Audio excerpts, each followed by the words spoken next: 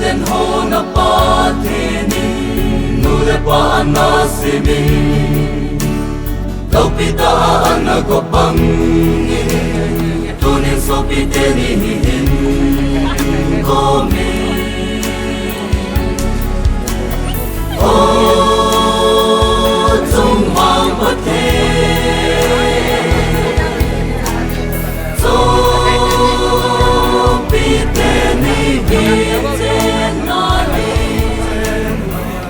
Molu dei ta pui de nga vai kon do ka jang boi na sa lei mlo he lo helin pathen dam selin chin mun vai thong thai koi zalvin amas pe ne pau pathen thangwa na pe ne to kilanin to hen emonu he piang le tu ni he in sum sulut nai lo zala in sum mi di wa he ta to kilanin ye nong lu ta to kilanin amalien na ni bon sai khat na tum ta diu te nông dân họ rất siêng nói theo siêng khát léo những leo trên cái bao bên cái hệ thầy đình in na cái chỗ họ gì bên chỗ lại cái bao mà cái pi trong là bao rôn tàu na này đình in upa luôn kumang cái hình cổ về ở ngày luôn là lùng sen na điểm cái bao cái thiệt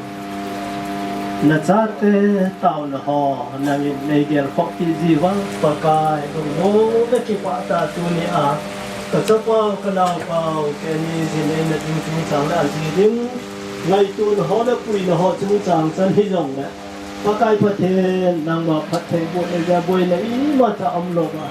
đam sen ra phụ nữ bị thế họ vay hạn là tạo đồng rồi à màu giống ít hăng phun thể tạ gì là anh em có mua thể tạ mà các cái vay phun thể tạ gì ở bên nắng ra đây thì cái hè thì các cái bảo bên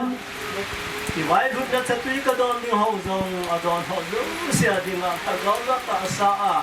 vàng bố đó chẳng là thể cái nghiên thật thể này bộ tiền tiền là nên thằng bạn hiện tiền ngoài ra năng mà cái hình bộ xây các bác cái giờ sumina các hùng tàu thì amen in mun to na to le sai ra kai na gon piu in sung tu le cha te wa lo se chang na ki pa we toai phun do bong vin chai don zu ti mu le khang lai ke in mo mu hi a lo ho do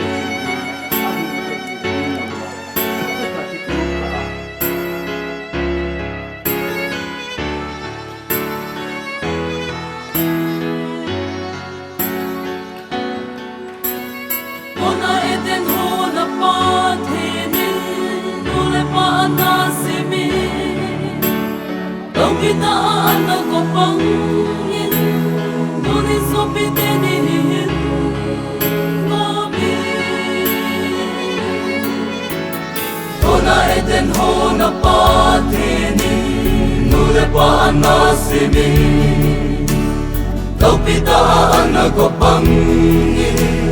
nulis sopitenin komi.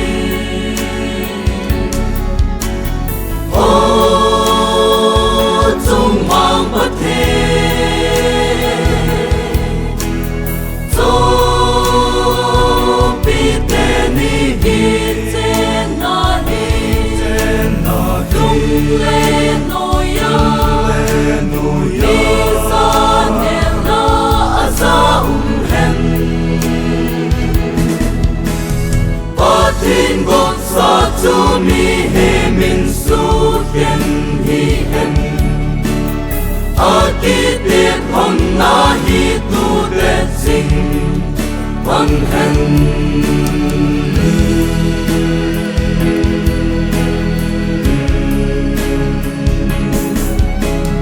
Ken thei ni nok ni hi hen Akai na ngin hin kumpi At thei na cham kim hung chang hon hen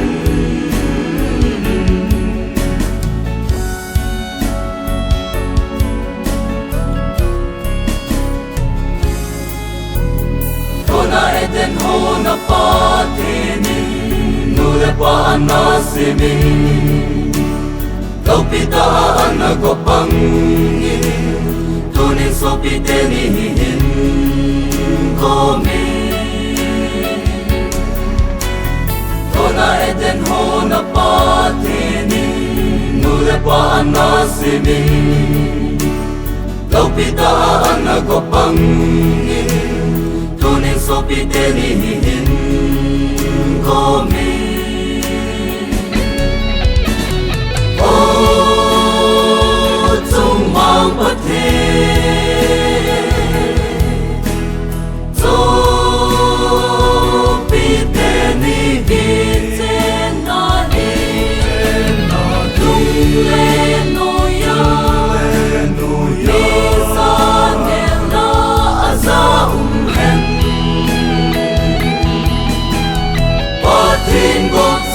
to me him in so can he hen Akit it hon na hi tu de sing hon hen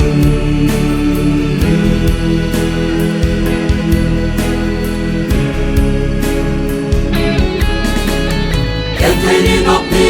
hen Akai na ngin hin umpi But they not some kim hung some hon hen Atela alim tene het mana apalun sat mai pasal lun sat hen abana hi tene hen wado anu namleng hengai he la abana anu dam langa anu hin la bana he anu nei Pala Khongsai venga na bana he au unu to tong ai he bana to hele ni tu sulam to ko bane abana he au tong a hen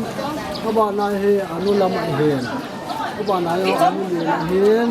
abana he anu thing abana unu ni ti lang leo unu le te na bana he anu neo anu le ni tan mai he abana he song pi he au nau nu ai kai abana anu len an niam hen abana anu hai nu ka thong loi abana he au ku ti lal loi ni sa tong ai hen ke ko le pa al ku ko thang en ke ni dia pa ka hi e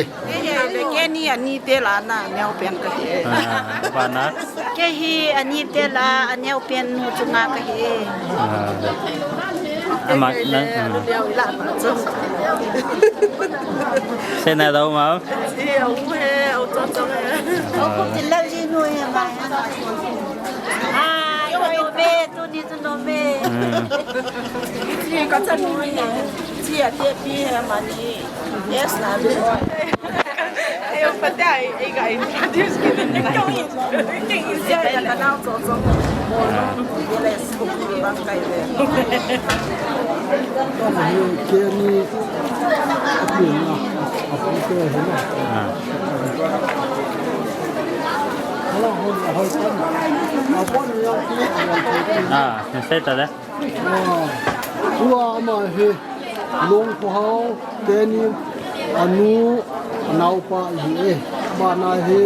apinu lo long khau loi ni hen ba na he apu yang nun inu kita pe ne na ba na he ke ni ke na pu la ki apu yang nun e amen mong ha thei gi em ki pa thei ve Hãy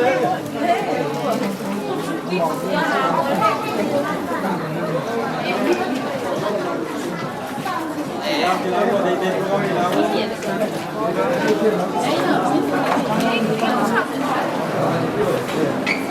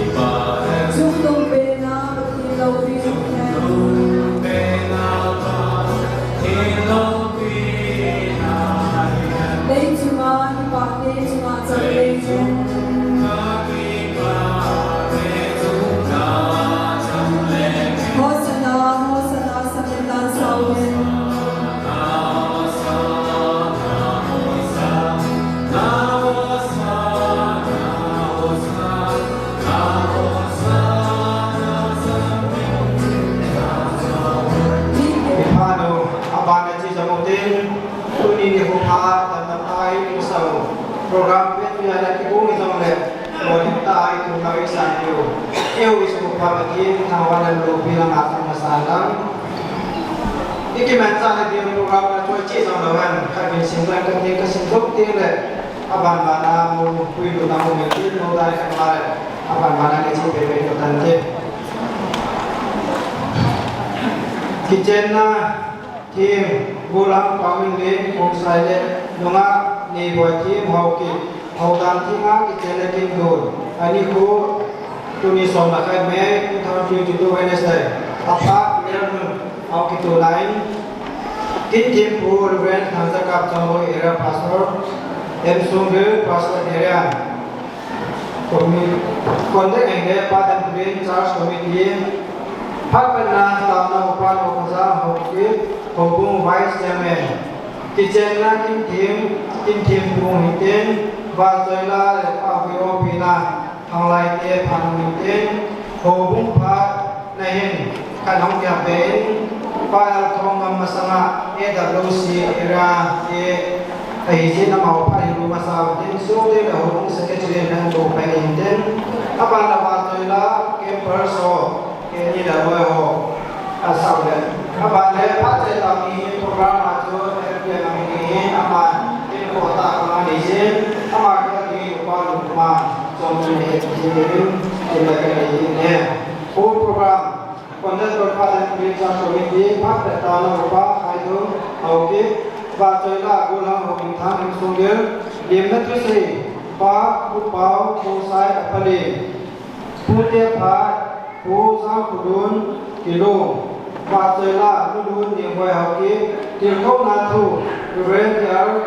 Dr. Nursetan former Youth Director Asia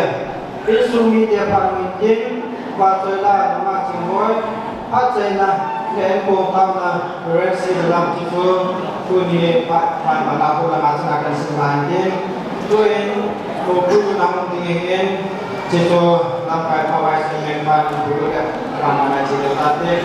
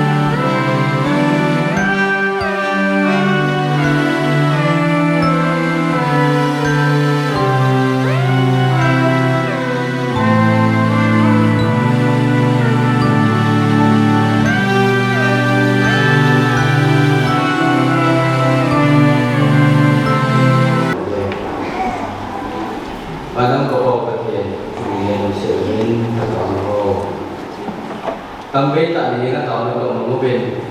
di Johor situ kan ini sana betul dia ini kepala kerja Johor. Kalau Johor sini atau kita hendak ni, mereka berkuasa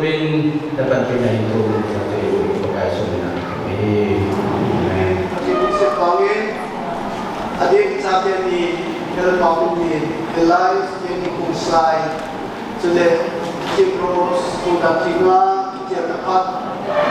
Macam itu ubah itu mungkin Houdan Khongsai pasal ubah sudah mungkin kewajiban si nabung skema duni agak tu minister ini kengai tu na kerana Islam ke boleh itu tu kewajiban kita mengkau ubah terapi bagi mahu jadi sampai ke duni naute kita itu sama ini ada kita yang hukum Cina lumpia amani kita tidak ingat alam hukum aku nanti kau mau simdona Aphat dibandingin dalam tahun sejuta ke ini. Jumlah ini se holding tani New Zealand High Preachers monu akun the ka simbolin ni te New Zealand High Preachers ABC Paris number gate na akunin mga Neiboithem Haokip Houdan Thenga Kichenna Paominlen Khongsai to Kichenna Kin-Gon Hilale ima Anikho King recommend Houdan Thenga Haokip Houdan Secretary Neiboithem Haokip New Zealand High Preachers akunin lekhato things that we can say so let's talk about musical terms of when Paominlen Khongsai kini sonor let Houdan Khongsai amal let nunga Neiboithem Haokip Houdan Thenga Kichenna Kin-Gon Houdan Houdan Suma ima Lalale ihim ima kuikin Houdan chairman secretary Houdan dekha atibi itu kelonin alang Houdan sekretary pingse akibu kelonin Houdan secretary patin angsun mipi angsun Kin-thempu angsun amani Houdan Thenga Kichenna Kin-Gon kundona ni Ibang kini ulit sa kini Houdan Thenga Kichenna mo ayun iti so alam ko kung ako ni si Panaleka na ako kunin sa kini dito bang tulay family si lumako ng dahil kapon ko to sa Kichenna Houdan Thenga Kichenna Kin-Gon 25 na higit aling sa higit kelak mundoin ibang kesain baru sang kata silo kanomin jadi sesuatu yang sombil ini sejauh pakai pakaian zong bimbang sesi awal nomboi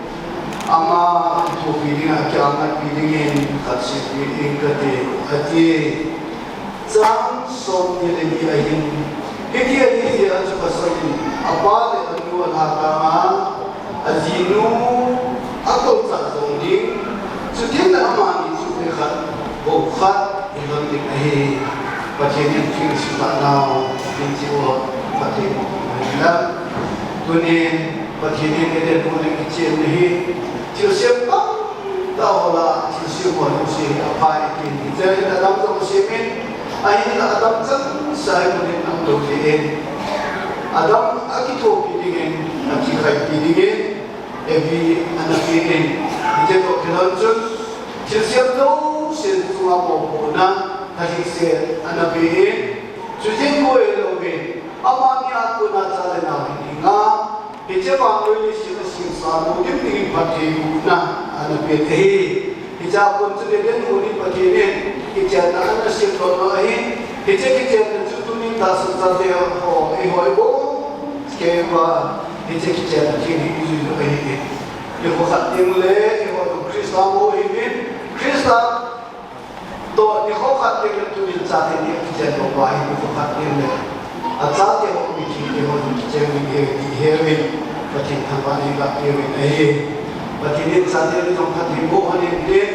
bagi itu pun sudah kita mesti tak sendiri.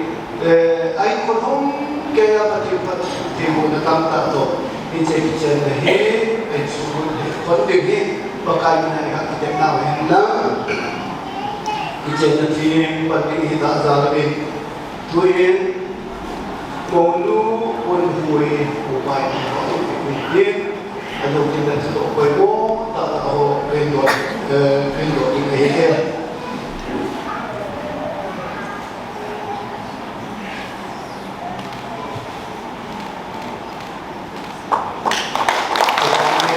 Belum bukan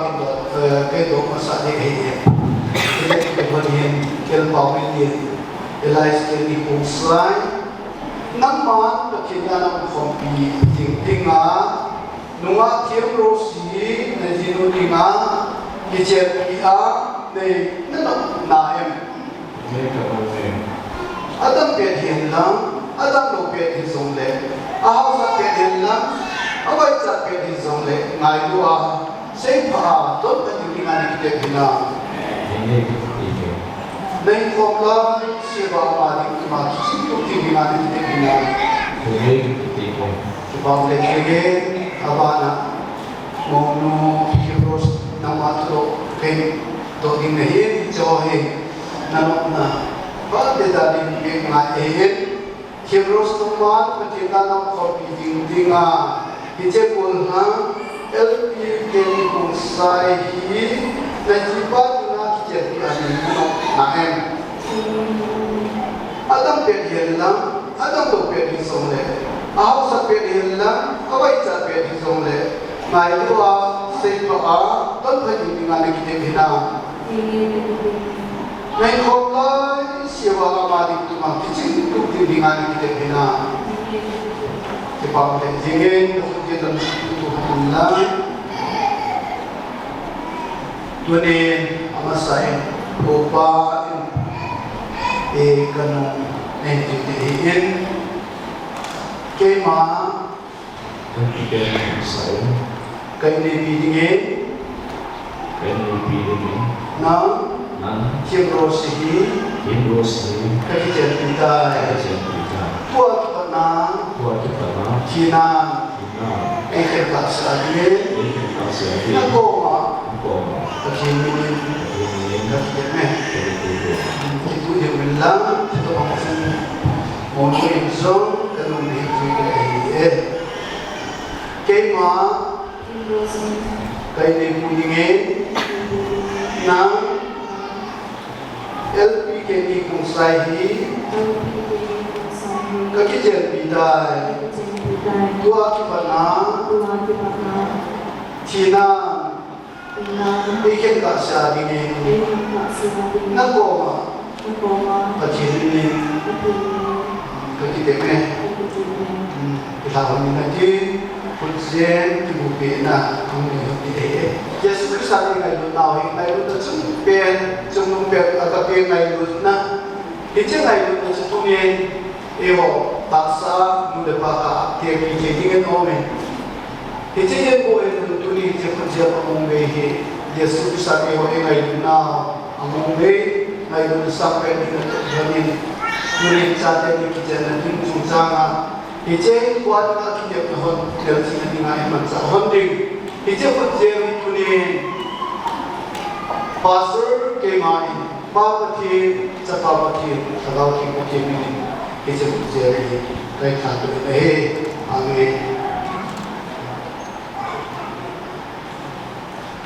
Zen kemudian menjadi kehidupan, mobile kemudian menjadi Papa Cil, Papa Cil, sudah tahu tim kecil ini, kecil kita ini ingin, disebut Zemgi, kemudian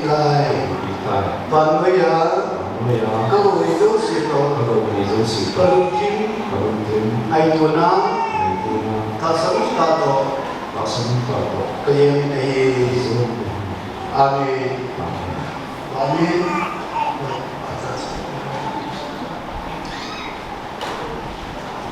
Bumuin, bukakuzin, bukit na hindi.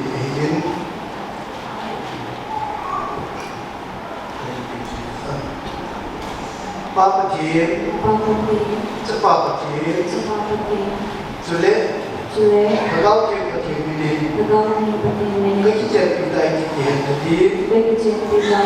kita so, kita kerja kebukitan, Banwaya, kemudian situ, kerumjim, Aituna, Tasawuf tato, kaya ini, Amin. Pakaian sendiri tidak bisa. Saat ini, LP Kin Khongsai yang terus. Ilmuwan yang akan disimpan, ketinggalan Thangzakap. Kristian Yesus siapkan teringat kita hamba ini. Tuhan pakai sahaja main. Patini Azoma of Satami Suken Hihen, Mr. Kin-Thempu Miss Kimrosi. He take it at the king, that's Jemmy, and you have to get Honda. At that something down from zone at the second to Honda A. He also Jemmy to be an only Kakuta. Atumanai Mungohita Zadi. Tony Pastor Thangzakap, area Pastor Hije Songgel, area came in, Parvati, Zapati, Hagauti Patini, Nova, Hidaviti, the photo Amen. But he did not have if you go like Pati, then sitting down, that's a way Zateni. Tulai Madrid say, so Tangoi, you know, the set hold up and then no the part of the PR, Hokumi, in my routine PR. Tunia Kim said alone, Dr. Honey, that was some lay. Namas, Kitel the Gilda Anikho, to Jim Pudova, who say in Hona. Tujuan ko itu bah, hikwan bima kita kahazan nama Tuhan kita ini. Itu kita sudah besar tahun ini. Ama ani itu kita ini punya hidup ini. Nanti ni jatuh ni pathen bawa nongkia. Dunia kita mahu tahi sebelum ingin. Nanti pun pada tahun ini. Tidak kaya mahu lokal ini sedikit hatu kaya susah ni kan. Kena soikai ni jadi adong le amani adina lam tahunan kena ina lagi masain mulang ikat kore bopa ina soikai ni mungkin apa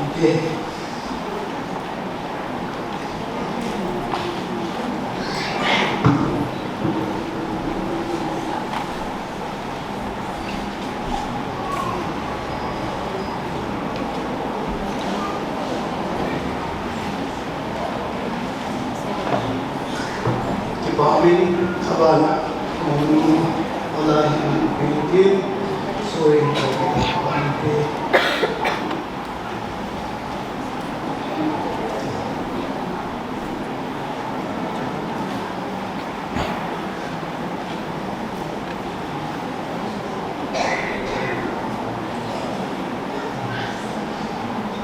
Mumpa happy to Aphat.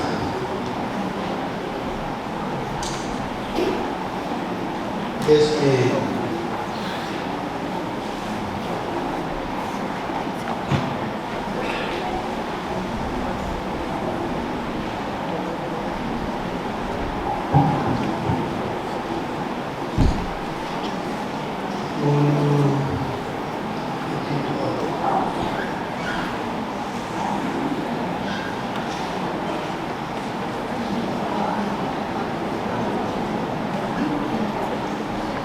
Hukung aku nasui kai dengan tu yang kai hukung suci oleh hukuman ama tidak boleh.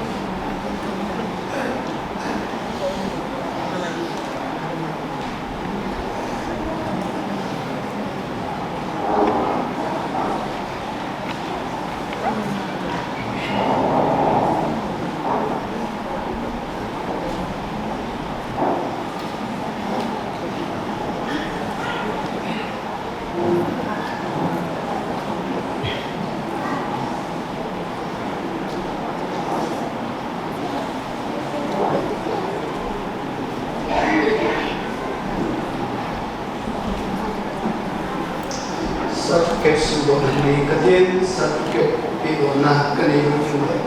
ama adinga pangutang kananti di Aphat kita ingin buku dari Aphat abansung kita lihat Houdan Thenga Association various certified Kin-thempu Khongsai date of birth 15 March 1992 son of late Paominlen Khongsai state of Songgel village and Miss Kimro's date of birth 23 June 1994, daughter of Mr. Houdan, President of N. were united in holy matrimony on 15 May 2022 at the Church. Happy to Ahin, Wizard Paominlen so that we can make it again. Let marriage be honored by all. The bride who is on the Thangzakap, Houdan Thenga Kichenna, Reverend Thangzakap, Chongloi, officiating minister.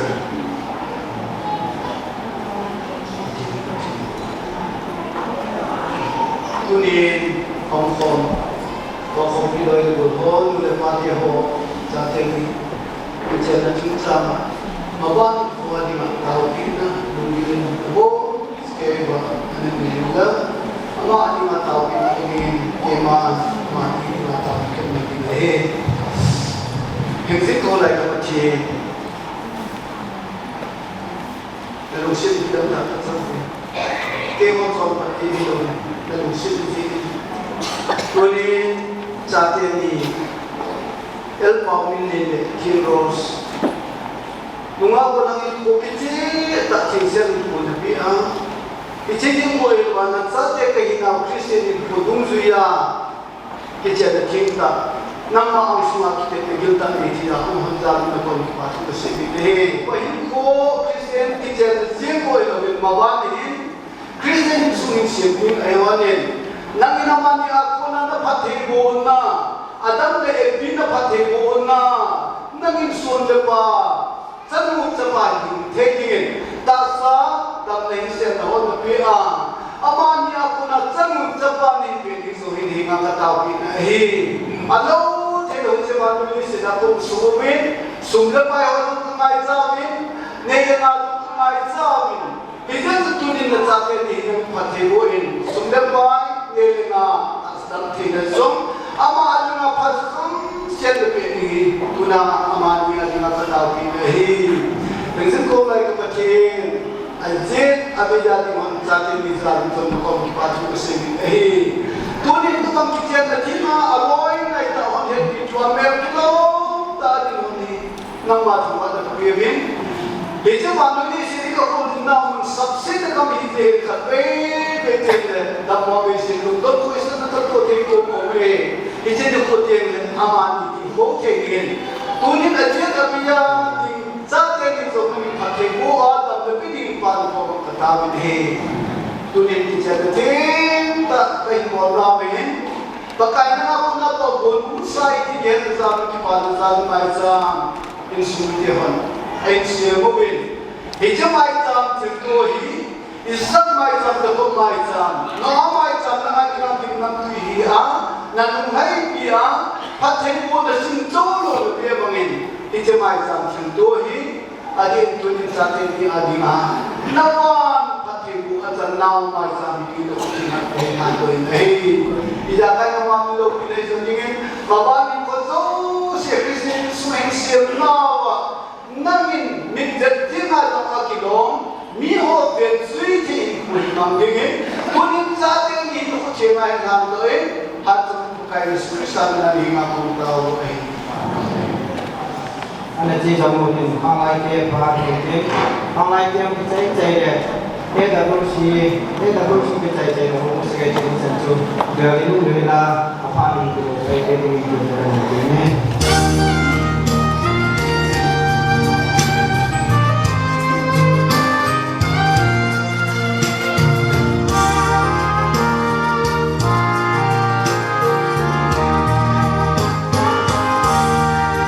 subscribe cho kênh Ghiền Mì Gõ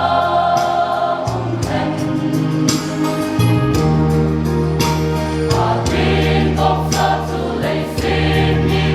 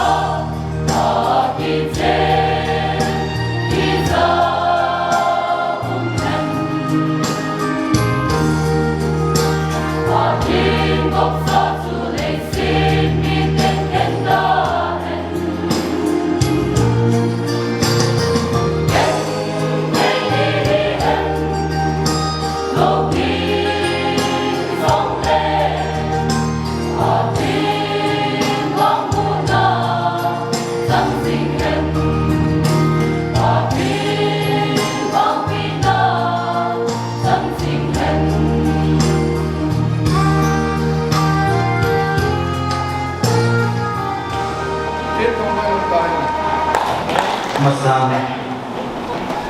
em Songgel Pastorate area itu si Thengen ông cái còm như kiểu tu si cái ngày lúc nào cái mình salam cảnh về tu niệm tổ công ty itu si vice chairman by thằng Sunga kita gong saat ini cuma Indopi tại bol nào vậy itu sin dòng cái ngày lúc nào cũng độ này đấy từ lệ sát tên thì hiện phát hiện vụ nặng áp chân hơn là đi vàng cùng pin là mẹ chị nàng em được xin rồi chân pin eo trả cái gì nó muốn tôi nghĩ hiện em được xin secretary của ba trăm mang thì program của tất cả những thầy cô chairman tôi nghĩ Kin-thempu là Paominlen area pastor vice chairman Kin-thempu cái finance secretary itu si Thenga Kin-Gon itu kan chung lai mana pak sau pi galak thì yang airport cái pun tu bengin dunia cái mana itu bong saat ini macam apa itu chân hơn là đi cho họ itu si in desa na di patung pin từ pin neo ra cái joy về thì từ mình sống sẽ được in enjoy the in today every member ông tham gia ngày ông đội đến từ PA bạn cái đội nhiều hơn thì tôi học phát cái chạy nhau người ta tiên xin được cái gì branded to Thang and family on 11 May 2022 by AWCM Songgel Pastorate area tóm lâm tạ cần gì vậy khi họ ông biên trình lại chỉ cần bị dấu dù lệ Asia Finance Committee họ thành trong area Pastorate ngành gì na ông gì chân tôi cũng sẽ biên phát anh lại hình chữ area Pastorate anh lại phải điền kịp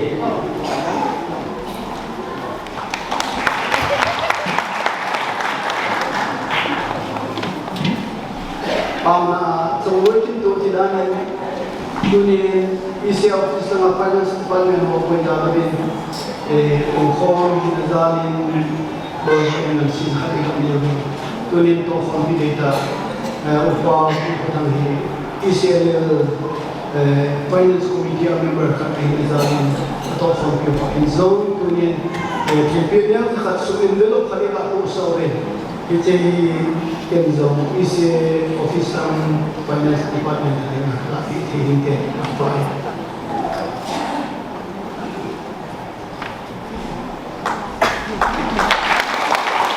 Pagkini kita mahal sang pimpin,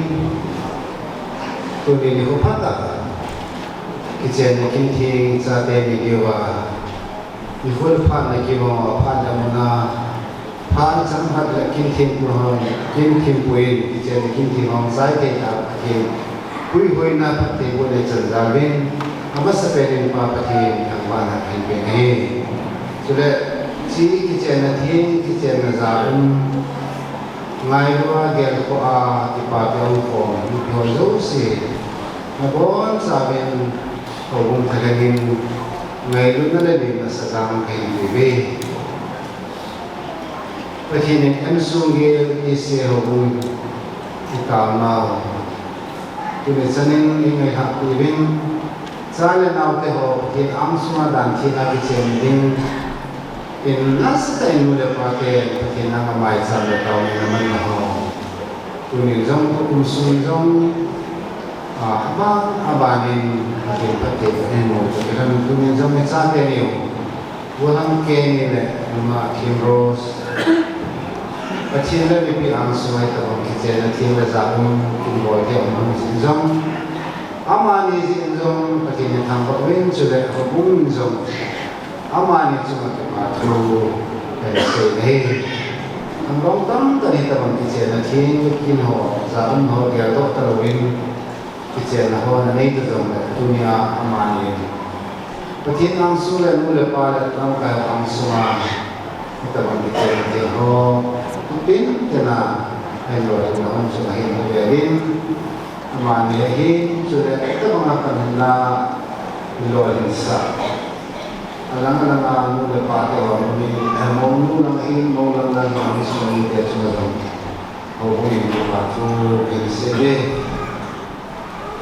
ko ni ka ya le ni bi ka lo ki pa ni ta sa hi na yo me ke ga ke le ki chen la ni na pa kha hi kun bu la pa ki do kun bo lang san ye hi apa yang kita ini, anak kita ini kita mampu berkehormatan. Jadi itu semua sudah sang suami sang tua kita adalah kita harta kan semua kita mahu sih kita ini adalah nanti terjadi. Ini semua kita apa sama macam anak dia boleh satu ini kita Mopa walang keni amata sa tapin ng anula pato yung muli kong tapon apa nete palite ang sumako na tabang pate anu kaya ng buka dalam kisah tingin mohi walang keni hubung sumada matang walang sinte unta kau unta tak semunta ini canggih Songgel itu ekor the committee member Sunday school sepang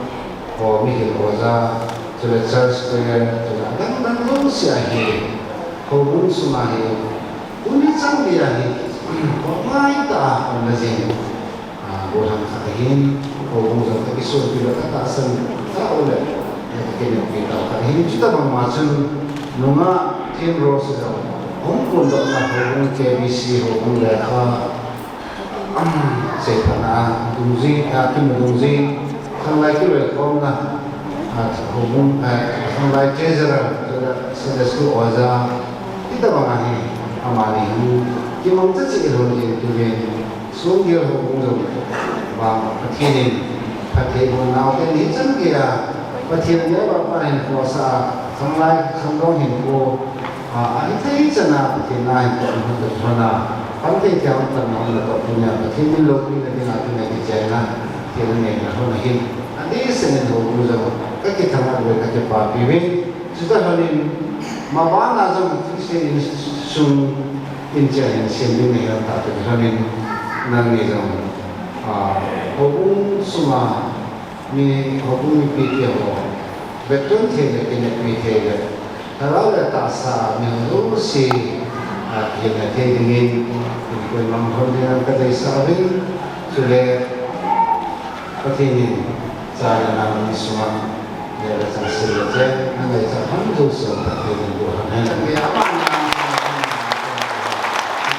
kalau kita ada Thenga yang menjadi kita dosa ini Paominlen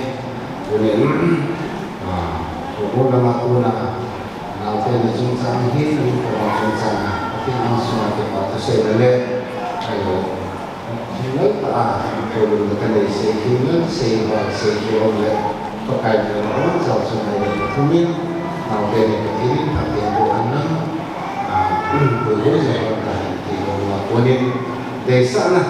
kain puru dibalik di partai kain Paominlen itu sendiri, Songgel hubung sungai. Jalan laut ho, Houdan Thenga Kichenna di dan kasang somni di hubung departemen atau polling kita komit di hubung sepelenin hubung vice chairman pano Houdan Thenga Kichenna ni hubung hubung tadi menunjuk kita pilihan kata mikir pada yang setar bilang jadi jadi punya kasih kalau kaki asal ini kita kasih Ông quân đã muốn ông quân đó mà đang lẽ khá chuẩn hết để con không làm hậu thì lên xuống các bạn bao thì cái bao mình để hết bao này mà thì về hai New Zealand hay là teachers hết để cái này nè cho nên bila ngaku ni hubung secretary không làm hậu mà cái này để chúng cái này Kim Ross na ba na pae nung ko do na lo so na mamin na ba nung ko na lo so na ko jadi su patin patin jo na sa na na ne ne pa la ke ni ni ka ka cái lối cái là của hình tiền chưa nào đâu bị thế thôi này tôi phải tại cũng xem này thì cái này nên cái yêu cầu cũng phải là gì vậy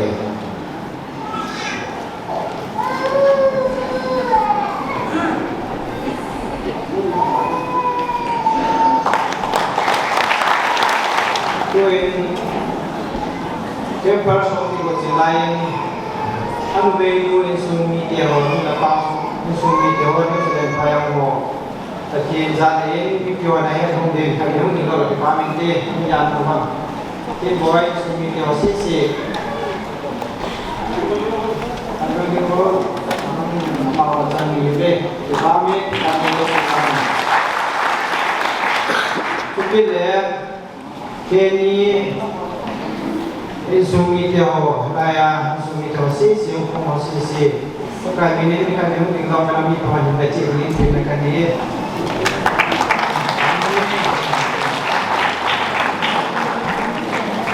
เป็น person apart and go within อามองกิจใจเลยสิ่งที่เสียสมบูรณ์กิจอะไรนี่เช่นกิจอะไรพัฒนาใจในตัวอุปกรณ์ของมันเป็น person ละพัฒนากิจใจเลยทำมาอันมันเป็นช่วยได้เวลาที่งานใจเช่นกิจวัตรกันผิดอันที่โยยังเพราะสายนี้มีจุดตกไปด้วยผมนั่งยามมีของอยู่สิ่งที่พิจารณาในที่ตัวเอาไปมาสิ่งอาเก็บโซ่ปีนี้ขัดเย่ไอ้ที่ตัวเอาไปมาสิ่งอามาสิ่งนี้อย่างนี้สิ่งเล็กดูที่นี่นี่ส่งเด็กๆจะไปเห็นกุศลธรรมวันเห็นกุศลธรรมวันเห็นเราดูส่งเด็กๆจะไปเห็นselain lahir ini anak saya lepas besok lagi minggu sumber tapi ini kalau kita fokus tu kami hak kong kita fokus aku tiada yang sudah tahu yang dari bapa anak semua jadi nanti kita kita tahu tak semua abang ni soalnya kita bawa bawa itu siang tu wise kita kan kita sih mai nak dan juga kita fokus ni Ada tu yang kau tahu sedih di pagi,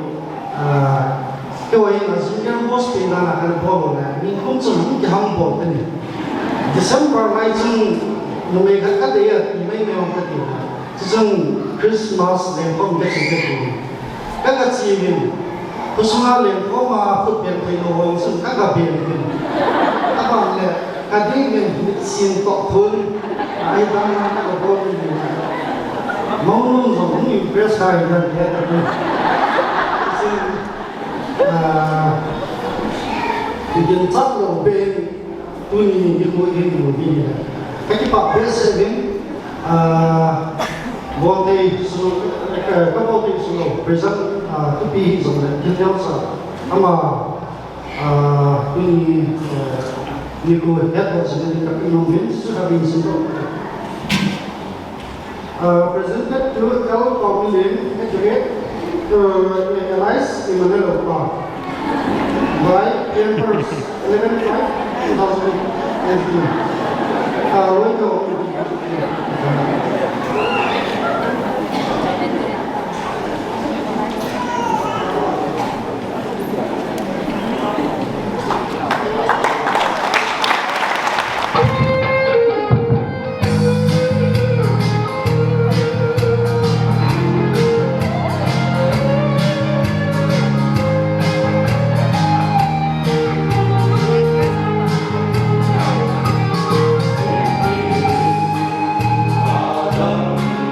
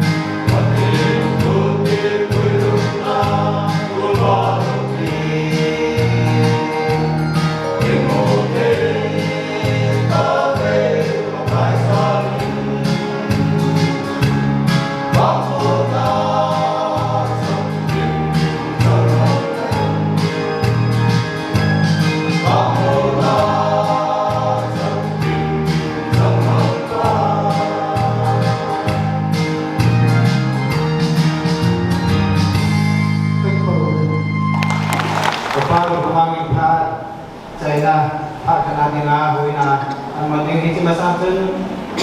ama tàu cái chơi chạy để cái thêm quên là ra nhà cái gì à cái tên gì đấy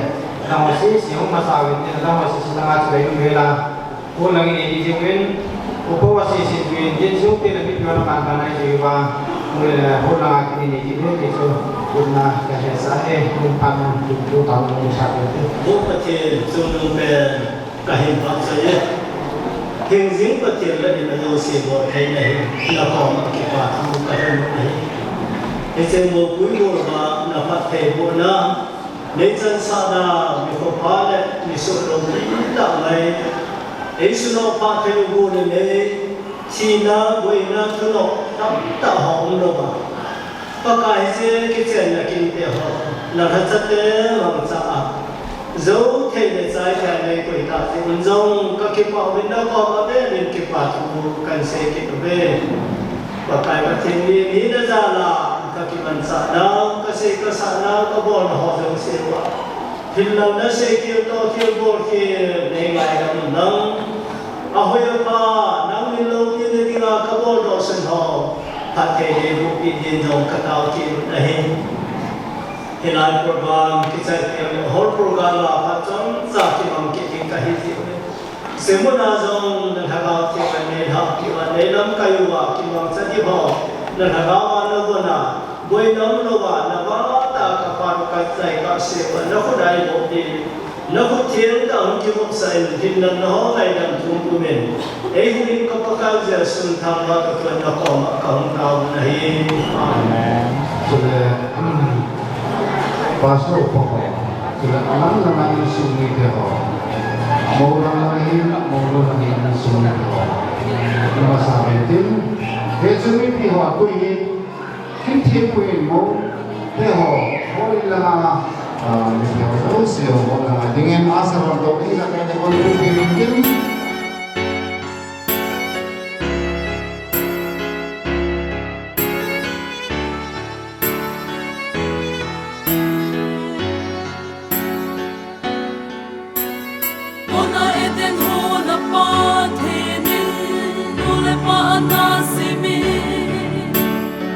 Kita anak kopangin, nulis sopi tenihin kami. Ona eden hona patinin, nulis pa anasimi. Kita anak kopangin, nulis sopi tenihin kami.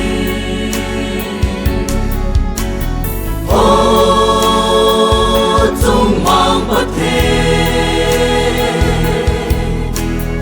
chung bi tên ni trên na chung lên nôi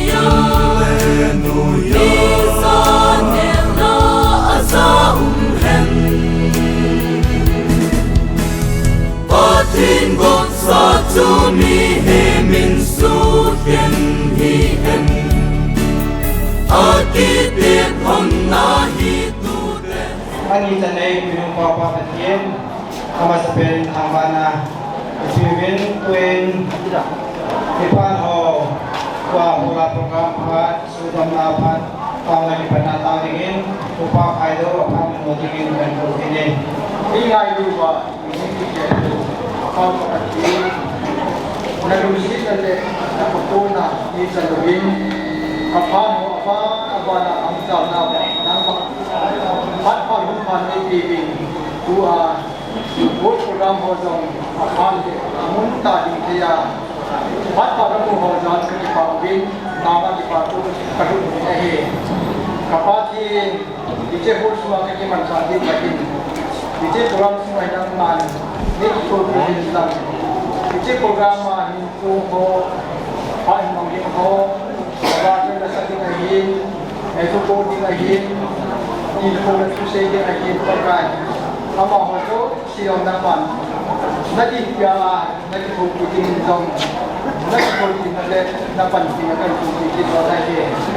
Kapan semua, kita hasan dalam logila. Kapan ho itu jadi, rohin tak ada dapat mangsa jadi ini.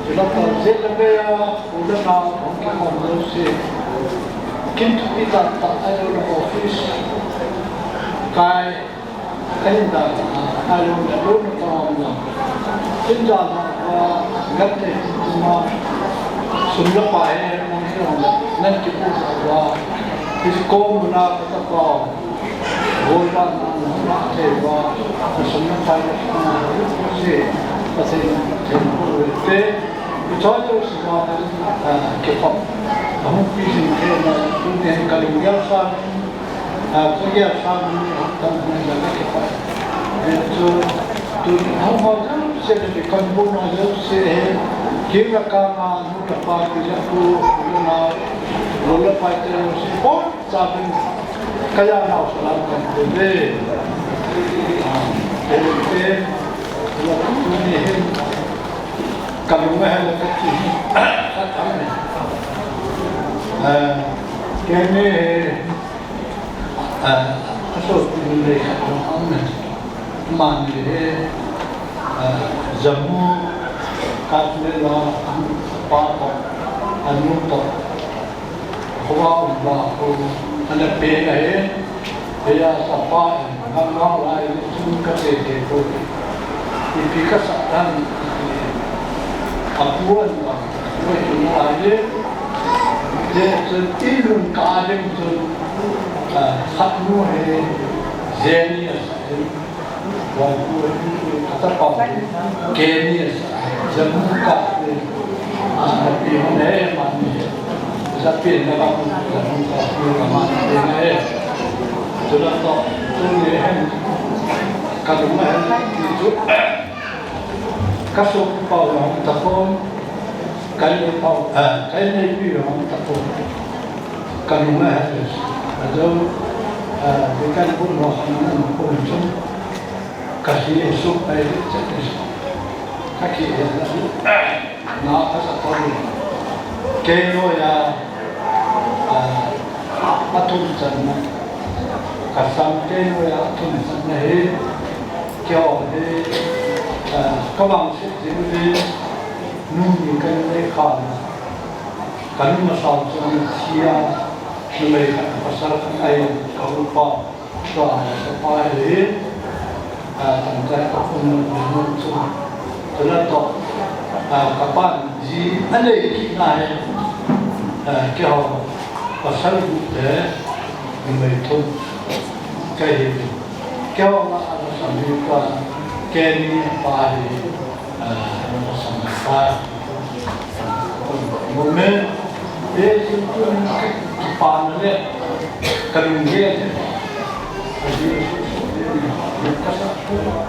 kasih cuma manusia teman kerung tu neo jat Songgel sih kuah he dalam ikan pun he lima pun hotel bunga dalam mesti kaldu apa 5 kilo 2 kilo jadi sih nong kaldu baca kekop nong pilih sakit lah apa tahu cuma kita saya tapi mungkin saya tapi saya kami Taiwan semua dan pakai itu Kichenna dan itu Roma kasih dengan dua kita nak pakai semua Udah panen, kozang pun kilo ini, ama kita jalan nurut Neiboithem Pastorate Neiboithem kita jalan pasal pati pun itu saya pantau jadi biar dia nurut yang paling kilometer. Kaki panen tulen kuah ketua cerita tapi tak niti ya sana untuk apa tupa golba lupi tak dia lon sa jadi mah sana enam orang sejama tule jam tak hausa pa itu Kin-thempu pan hoi hobung dikan puno abo sa kaya mau Jepang kaya kong kaya lu nau silam kaya จะเจอในเกมใหม่ตัวนี้กินไม่พาปาวิเลปูปาเป็นปาจุกัยเกมดองสมาเจียกัยทำไมสิ่งสัตว์เสกกันมาสอบปากปูทำไม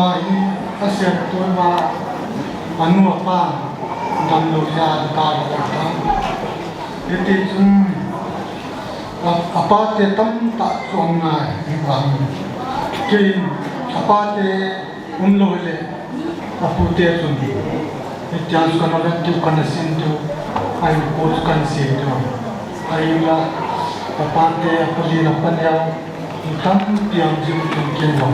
kana don ko iti jum aphat hono ai ko kau ne ai ge sindu ai sindu ada apa ni keputusan apa di luar ni tidak kami awak pernah bukan jen dalam yang lain jen yang itu yang kita kan bukan siapa tu ni dia ketupan ini dia ama di dalam ini ama ni cuma yang ketupan sampai Tengok nak paling dia anu dia jangan dong langsung dia juga. Ketupat jangan ni mungkin dia an siapa tua sih ketupat kan. Tu ni kema pupa kaya bang masa kebot kilo pun jadi ani dia masa kebot dia jangan ketupat masih Songgel mau itu, ketinggalan to, dia to, mana itu salah, kali mungkin lawa, tapi kita komnas itu komnas, tapi pakai selang lagi kasih suci, tu ni semua lepas bila, semua lepas dia, kita pakai, ayatlah, wang sisi kita. Wang kasih kita masih ada tuai warga tanpa apa sama kita kamu dia apa dia saya pun karena saya siapa orang macam yang datang naik tu na ini belum situ tertiba tu naik terang Kichenna Kin-Gon tay rồi thì nó mà Aman cuma itu bangsa, dia mampu tanpa sekali macam tulen saya itu. Putih macam tu, mute niat bol itu loh. Kin, itu sama, kipi tentang sama aja, konsol. Dia kan, jadi itu panas sih bang, tidak minta soalnya. Adam Songgel dia niat dia ni mungkin bang yang santai. Aku Songgel lagi. Aku pilih dia santai. Dia pasang juga dia.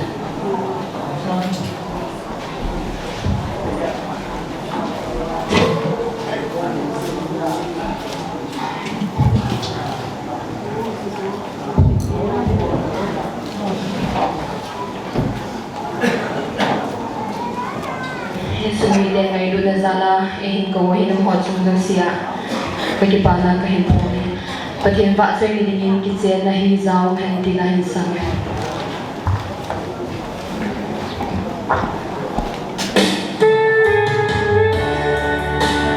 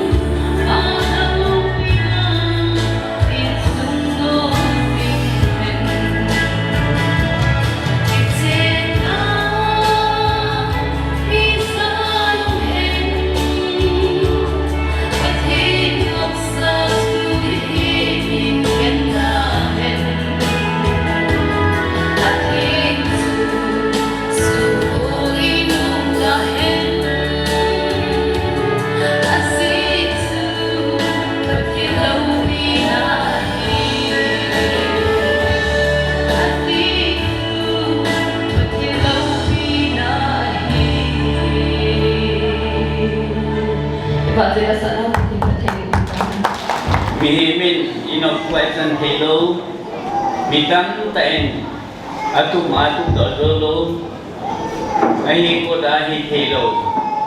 Kichenna Thenga Kichenna hi tunin gurhang Paominlen Khongsai hin nunga Neiboithem Haokip hi tunin je phalopi tamai sangtheya amhon hi nula pasi nangai je uhintin kengle pathinegin je uhintin kengle Kichenna hi gao ta Kichenna na tukdan de uhinte tiga gelin je chun sung hone ke patku kan bungin tuini bi ak ko mazo si tua il kona to sei hin to kiranin na bon sabin pakai sumine akipana si baikeng boleh Pamin tuni gilopi tani thina pathina ko nahi suding le chan ini thina diwa panna satana la ba khu pathang Khongsai hin tiang le no nenne hin Khongsai hin amani the top soa pa le nu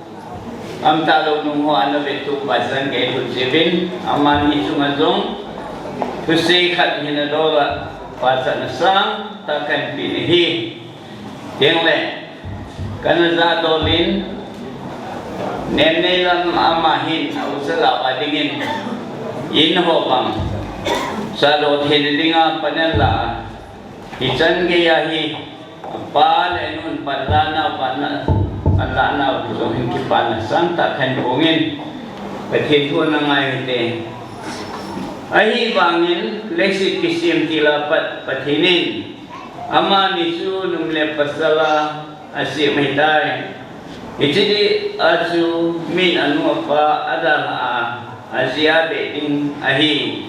sule amani su tikhat londing ahi hiti su ahin amani mini punni mini hitalobin tikhat ayontai Ije chun pathin kop sa sum himin sukeni hen ati celahin area pastorin Kin-thempu han sayutan hidong lelai munsu pansanin honglimna kani ko dahin tunihin kenele ainek pi himrosin tua anu lepan anang sin ho leun hilpan bol ho hi mangel lohela akipanawa ahin ko bahi panladong sing kheding zong besan alempi kahin kungin suding le ano pate hon zong o zong sedil pabon ho hi ประเทศโลกปีเดียวบอลจอมเตะที่เรียงปันละดิ้งตรงดิฉันทูกันคนนี้ฮิตบังตาประเทศมินาประเทศเทียมปุยนประเทศท่านุอินกรมนั่นนี่แต่เทโฮเฮไม่ดังวันมาสุขเฮดิ้งพาริโลเดี๋ยวละมาโหที่เขียนเรื่องพาริโลทุกเด็กมาดิ้งเด่นดิ้งอาดัมสมบัติดีวินทุกมาสัตว์สุดาเสียฮีคุณนี่นั่นส่วนไหนเลยอะไรจะเดสูดิ้งจึงเห็นตัวนี้เห็นเห็นเห็นสิ่งแรกที่รู้สิ่งอามานี่กิกาฮีอะไรจะเดสูดิ้งจึงเห็นฮีดิฉันเจสุสุจำนวนเองไปฮีปันปิตุนายจึงฮีที่นี้จะได้บอกให้หัดจุงลงปฏิจะปัจจัยดิฉันนั่นอุปกิกาเห็นนั่นแหละนะเจสุปังจึงดิ้งอิติอาสุดิ้งเด็ดจึงจงดิฉันสังตะกันปีนี้นมนี้ตาเห็นหาสันนี้ตายองเล่ฮิตบังอาสุนักกิจเก็บนาฮีเกลโลจิงาเมลุงแกดิ้งประเทศมินินกันที่มินฮิตจุนทุยปานอันเสีย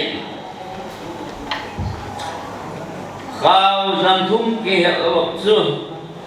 ใบละมาบทันที่ปุยกินทุยปาบุลิจันสมเลนีอันสุนัสินอินเจนนั่นเสียงเดียวตัวที่ทุกเดือนชีวิตยังนุ่มไม่ทะเลภาษาขัดกิเซนดิ้งเลยคริสเตียนนุ่มไม่ภาษาขัดกิเซนนั่นสุนทุกเดือนนี้เป็นจุดเheleคริสเตียนนั่นสุนนุ่มเสียงโดดดิ้ง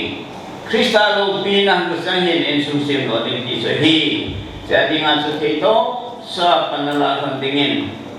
เดี๋ยวเราคิดเองสอนเรื่องคิดเองเกี่ยวกับตรงที่จะสุปันละดิ้งอ่ะประเทศนี้ไอ้เด็กสาวที่ประเทศท่าคนซึ่งก็สิ่งดิ้ง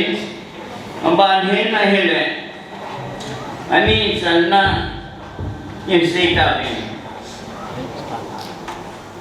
ยทุ่มฉันน่ะสุนัยเลยปากกา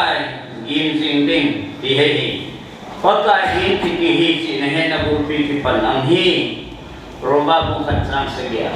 ก็บางส่วนปากกายิงสิ่งอินเนปูปากกายิงสิ่งอินเนปีในพนักเฮเล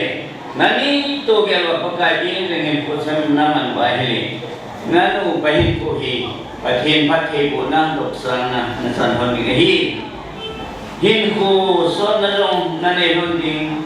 เดียวเนี่ยปากกาประเทศอามาสุหินนักวินาดูหุ่นที่ฮีหินผู้สอนนะหินนักวินาบางหินนักบุญปีหินสุดสีดาบินวันนี้สันนั่นเลยสังกิมโลมีหินอินนามีกิเหตุดิ้งไอ้ถ้าเป็นสันดิ้งวันมาโลสังสุดสังกิมโลภาษาจงไอ้เราว่าเลยเราไม่จงสังกิมเดียวอากิเจงสันกิเจงเป็นดีหมดมีหิมันสังกิมนำโลฮีสิ่งที่จุนสังกิมโลนั่นในจริงในเชื่อมีหินนี่จริงเจลาหินหินคุยมันทิมไงนี่สังกิมโลจีกิเจงหินให้จริงก็มาขัดเลยขัดยังไงดำตัวยังไงกิเจงขัดเลยขัดยังไงดำตัวนั่นยังไงภาษาน้องอาบอลเกี่ยวกับอะไรเลยนั่นไม่ก็มาสู่ปากกาไม่น่ากินเนี่ยสัตย์ไงดำตัวมาไอ้นี่กินเอาไงดำมาini pinong asukira male ini puko masuzanalin tani puma ngayon na pagkain minasu ngayon puma kingayon to na yung kusumang dingin ikide sanaw hi demitan ta kingayon to sa nga kikending kihobangi anabolam zin jesuhilo dingin tunihin khat kingayon to ding ajisu kainay piyong samkim lo, kainay pong samkim lo hitihi. Kaya lo yung komin kunan madiwehi. Aba na sunahile, bolkil pisihi dinagyan lo diyo. Pasal din na bolkil pala, numin eke nung ka bolkil pihi kaya hetim tinale, kingay tim tina. Ay no vale, numin no bolkil kingay pasalin kayong bolkil kay ki. Kihetim tua. ita support hilo dinga panila dinga hi pasalin dong nomain asan nilo la kilo mosu aphat dong tu ya hi chansa lung hai sa ding ki lung hai to ding hi ka sino mehi abani ni ga bina hi le wain bu nala man lu taun tin gigel photo na le ki het him na ai lo le ki het chin na bisa suna hiale wain bu na sun gigel photo na tuhin pasalin numain pasal tiang le namanin nanuna pa na yung bukai sanggel lo Pilipinan borpi ale numainong sanglam pasalin sumite hindi na nasunani nakingay po ba aman le jasu kingay po na kigel po to na sumdingahi tuhin Tim Rosin sumsu kenin angay po tiang le Tim Rosin sum ahulun ay sumsu ha tagel pa ni jasu gel po nahi kipito diu sule nang mani ta na kingay lutua nakigel po to diu hi abang kum le pasal la makipanang huminti abang kum le no me la makipanang huminti ay khatsunga ki pogi abang kum le huminti hi pogi ang tingyang na po khom na labol ten pogi kingay dang tu ati mga khatle khat ki utu si iban gamson na ti banghin ida sun pogi ang mahinong na sun na kingay dang tu diu kipanam no le no me kipan su pasal no kipapia pasal kipanam no me na kipapia ikipan ho no ipogi ho no yin lo ba ikil tua ihet koma ita su pogi ma le po koma kipanam le kipatan ko ni i sino mahi tusay na kan sinong tan no pa kiseng kilo din mon khadi kan sinumin sesuatu hiale amaho tanah sidona sun kaya kan ni ka Kichenna wa san masapen penang hunahin kita sun lunay makan sun padun amas sa penen patinang kadil subin insensim na ding patilo pipun to na ding ading le salin na mamu sana ding le Hilpadaw singay sa daw siso Nilson patinang katuma sa ranay ati tunin kenila Tim Rosin na bol kay wale mate ding daan ni borbin dong kay munahi at sa na dinga tuni na kan sa dingan ito pang mga Kichenna ni pahin pastor pahin at Kichenna ni telefon anayin Pagkini nga nataw ko ng Diyo, basa na nasa ko ng Diyo, tiyan na nakihulim ng Diyo, tihohi, tilpatang tahilin, ahit sa pangatso naman ng Kichenna taong amang common, Bible sim common, basa na lasa common eh. So, doon siya at si nahili, harong sihin, all lang hain, kita sun, at hilpa bolo at ang na sa kon na Bible sim kon na ho hilpo su ang nim na hitain isun ang rasam tabi ni puti panin yesunga ay ne kiyo chong kigel rotan ay boy ay pu pastor pan 80 phone asu Kichenna 80 phone asu Bible sim konting tau konting ay lo hele bacala sa konting ding anatiya je bolai situnin sungno minani nehi je na pang pada su insungno pasu rasa mahi tohin ke hulam kai kate twati pana insumai samo tau kon na ho rasa kon na ho Bible sim kon na tuinai patki yoetin hilhot abol pantido na patin wakbo na sa tamay insungnom Christian insungnom sa sang tawahi tunin kele ay naipi Tim Rosin nang mani ta insong zan masay itong mga bol kisupathina kilhana paham tikat ani sa nasun Napol din yung Bible sim na baca na sana tau kom na ni ding. Isi alasam do samang alasam ta mamahirong le. Kinong ko do kinapasalam no mehamin pato kina kilpa kintu kinay na subol kom kiting. At sutiale yin suno ta Christine yin sung nang simlo diu suting ta le patinin patina sa ta patinan budio hi patin tu isi do na ho patinin tu nya kiceng teni alingin ay pati ego pitahen takipai Munung Christine Charles Pingasang Kating Suyok din Kusunga Susuwa Mohentin Apan le Nulun Nam Kubay Isang Sisi Suwa Pamanan Ang Pinatiwit Kimna Ganine Tuin Munung Christine Opat Pingasate Panon Tamtay Piyo Paputi Musapedin Tampa na Kampim Nehe Dunia Naupau Kenin Itabong Pati Houdan Thenga Kichenna Kin-Gon si Dihen Mabungin Munung Christian Church Tenzong Kanji Paominlen Kaya Chun Ama sila na umanang izong le Nungsumi naman izong le Kusumi Haokumi Usin Sa Pao Keni Suki Pao At Naho Sa Tingnan Nung Nagpa Sehingga sa pangyayon itu kaheso Kevin kumang atento kasi Chun Ama Chun Aveli Kipa Hubungi Kyarin Kan Inahe Kaya Chun Patsot Taluvin Kipatin Pe Kan Binong Vin Munong Hubungin Bunang Paominlen Khongsai Pati Houdan Thenga Kichenna Sunga Hubungi Munong Kichenna Hubungi Dan Kipatin Pe Nisi Dan dasar na ikan bebe juga kan bingung jiwa suka kan tumohe Karena saat kami Komisi Kelompok Bala Nulun Nam Kubay Mungkin hati kau Pale masani tamu apa hari di bapa begin kawan menang kini enggak jadi ngacu Songgel sudah mahi sesuai culture secretary itu ini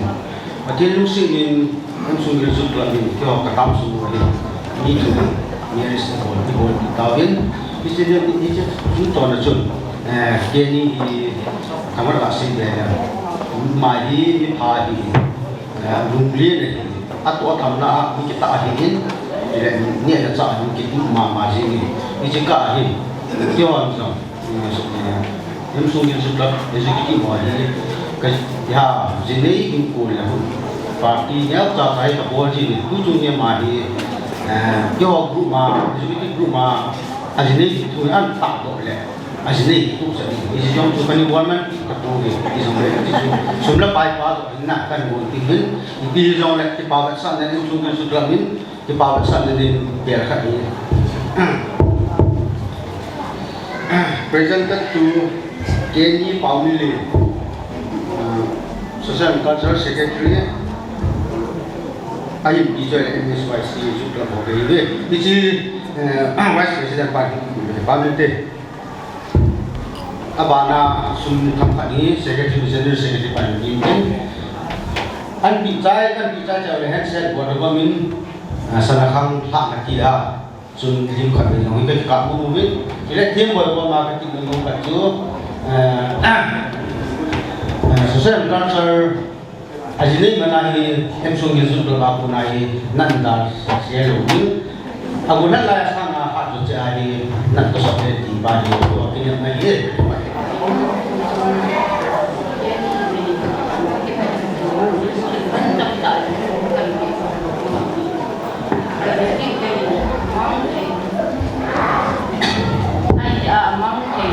kêu mình na thì đi kêu lối ba thằng mình dân sinh viên hết cần cái môn mình kêu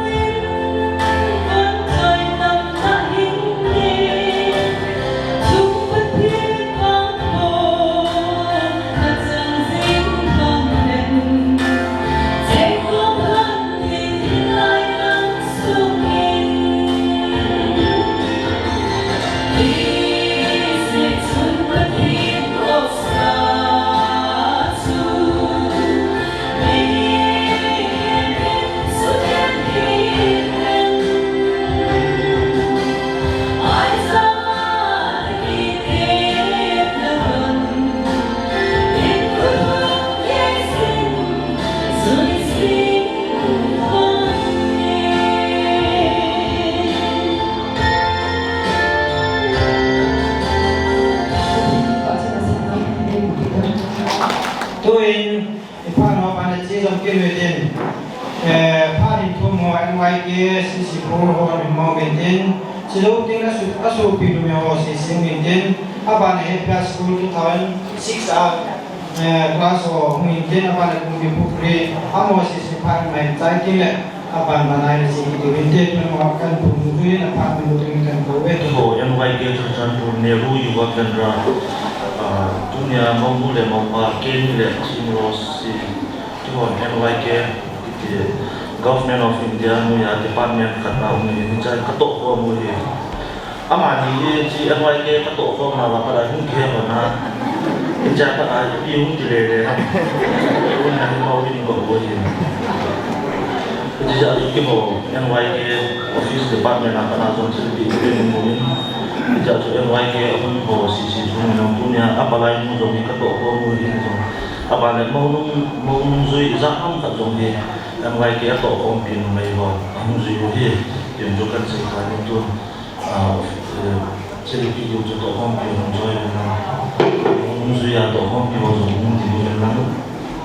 jo ki office khara to ko ma ka chun na chu mo jong ti de aman ya ku nang ka chin te te ya di na ni men to ka kan si ma kan ka chi ni ho yo ni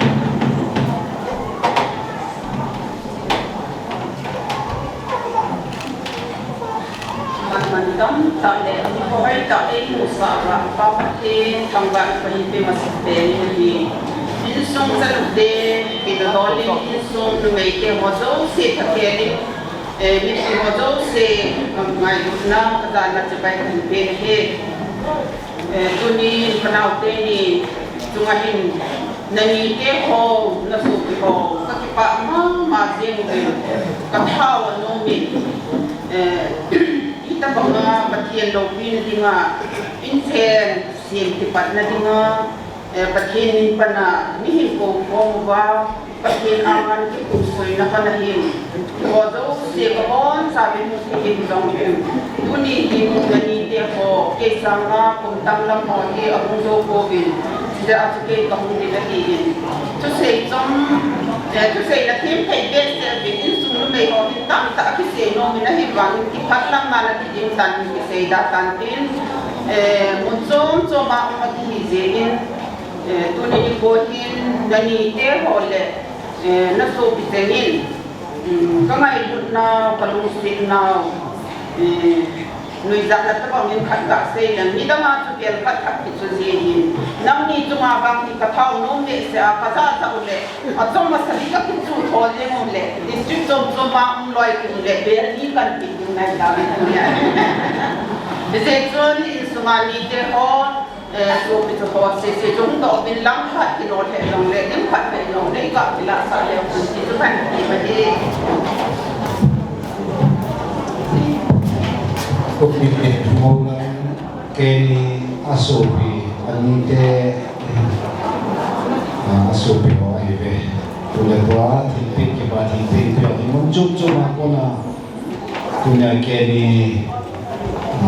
insun anite ho asupi ho tipik apa kalau berkenan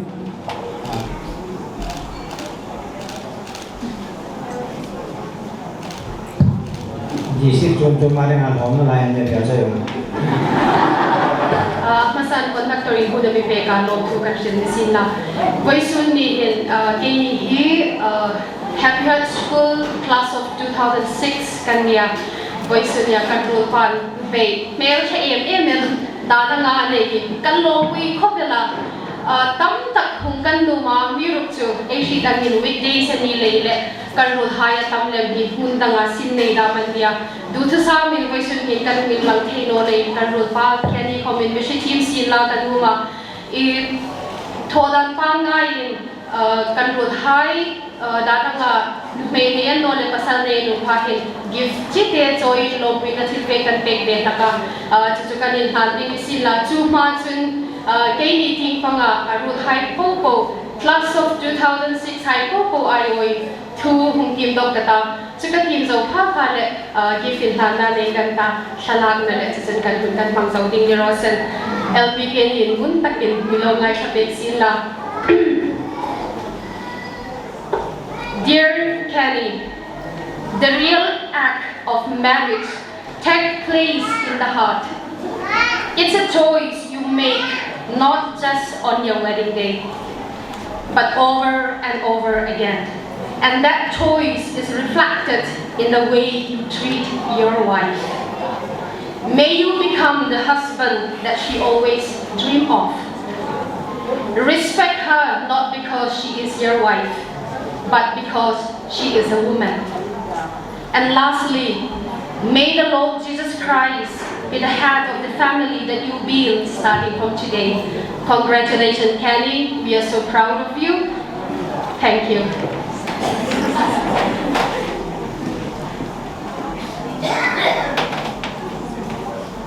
Abana kung Pukriho. Kumbi Pukri High School staff for to say back in. Cho nên anh ngồi lên lên vô với tên so không kịp vô bay leo trên pan tên tôi chung hay lên cả tên lệ hiện mà sao bao rồi không giàu tên cái tiền mà sai cái chấp bao cái ni nó mày hỏi tắc mail hỏi tắc lệ khát tim tắc anh mua anh cái chén đi cái bát màu mình cái bộ thầy khăm cái hồ sông không kịp gom một bên, cái loại tiền hình xoay vào hành lắm, chỉ tiền bị nát cái này dầu lệ, tiền khởi cả, cái dầu lệ hoặc các bạn chạy nặng tiền. Cùng với Pukri Government High School staff for thì cái này thì cái họ biết tôi lim cái là còn lương này điều gì, cho nên hiện các bạn nên mua rằng nhưng mà tôi suốt thời kỳ đi không được hoàn tiền. Để sana đi thằng Aphat thằng lệ, cũng thằng lệ, cũng thầy đồng tiền sen, kiên đi pin đi sen đi, ở mà làm bảo mình cần tiền này là ngay, pin đi sen đi là ngay không được gọi là bảo mình thế, để lòng cái là pin đi, muaอย่างอย่างนี้muaอย่างแค่ส่วนเลยนะจ๊ะmuaอย่างเลยbảo mình thế.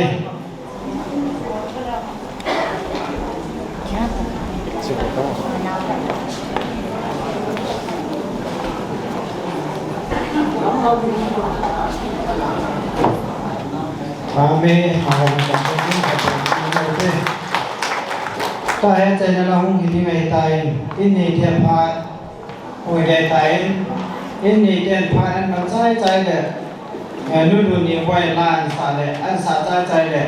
Pastorate si dalam min endung ayun puso ko na tapan sa noon manin tuin ini dia pat buting kan tautan ni jadi berang puso mula jumji lah sana salam di bawah sanjeng jumji kan sini tu ni ke cepat ke ni buat buang ni kuhin kakak dia nade tu ni buang si lu mana dong dan deh dan dalam lu buat kesempatan memang jangan mana nak Baten dong dia cencu ni nanti mungkin dong kami akhir nama satu. Saya dong katin ulan awak dia kasih dong si. Cukai koma kasih sukai kehil ulan awak dia kong. Ini dia kasih dong dingin timna kahim ni masih dia hi kian pai hi pasal kata sahih anak pasal jauh pun dia cuma anu dia pasal segi hilangan hanya sampan jadi sahaja sedang sultan nuk dia bangsa lain tak tu ini dia tiga dia ada nama jangan boleh nak dia children get local cái nào là những cầu tiên là một trong con đi qua một trong con là gì đây con cái số mà qua không có làm con cái nào mình làm gì rồi xóm thôn đeo cái gì kia qua cái gì không còn hèn thì có con ba năm một chừng lần kia mong không đến tạo sự gì các cái trên hai cái gì cũng lùi tin rồi chú cái hàng kia ở qua thì là rồi đi chung các cái ăn như thế các cái hàng đấy chỉ rồi chứ kalau hàng hay chỉ và nó được tạo kalau hàng bé sen kajian za kalau kuai kalau hingga ke akali nama apa pada masuk ke dia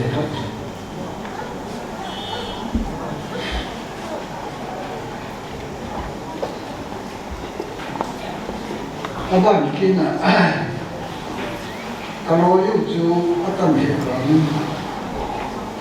ini nama tiba siapa pihak anu sesi kami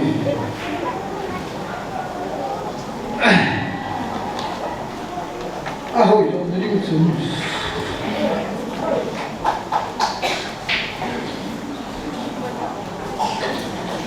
pun orang kau ni apa ni cerita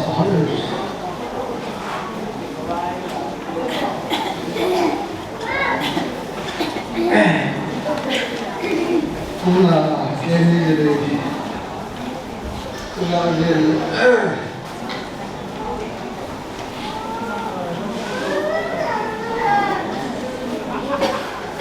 còn nữa có những số có những ở trên nó xuyên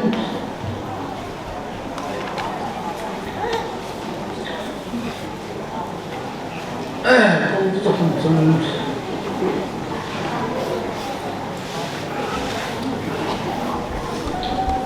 mua rất là bằng cái gì cái gì bây giờ nó có một thành một giống thì tụi thì mình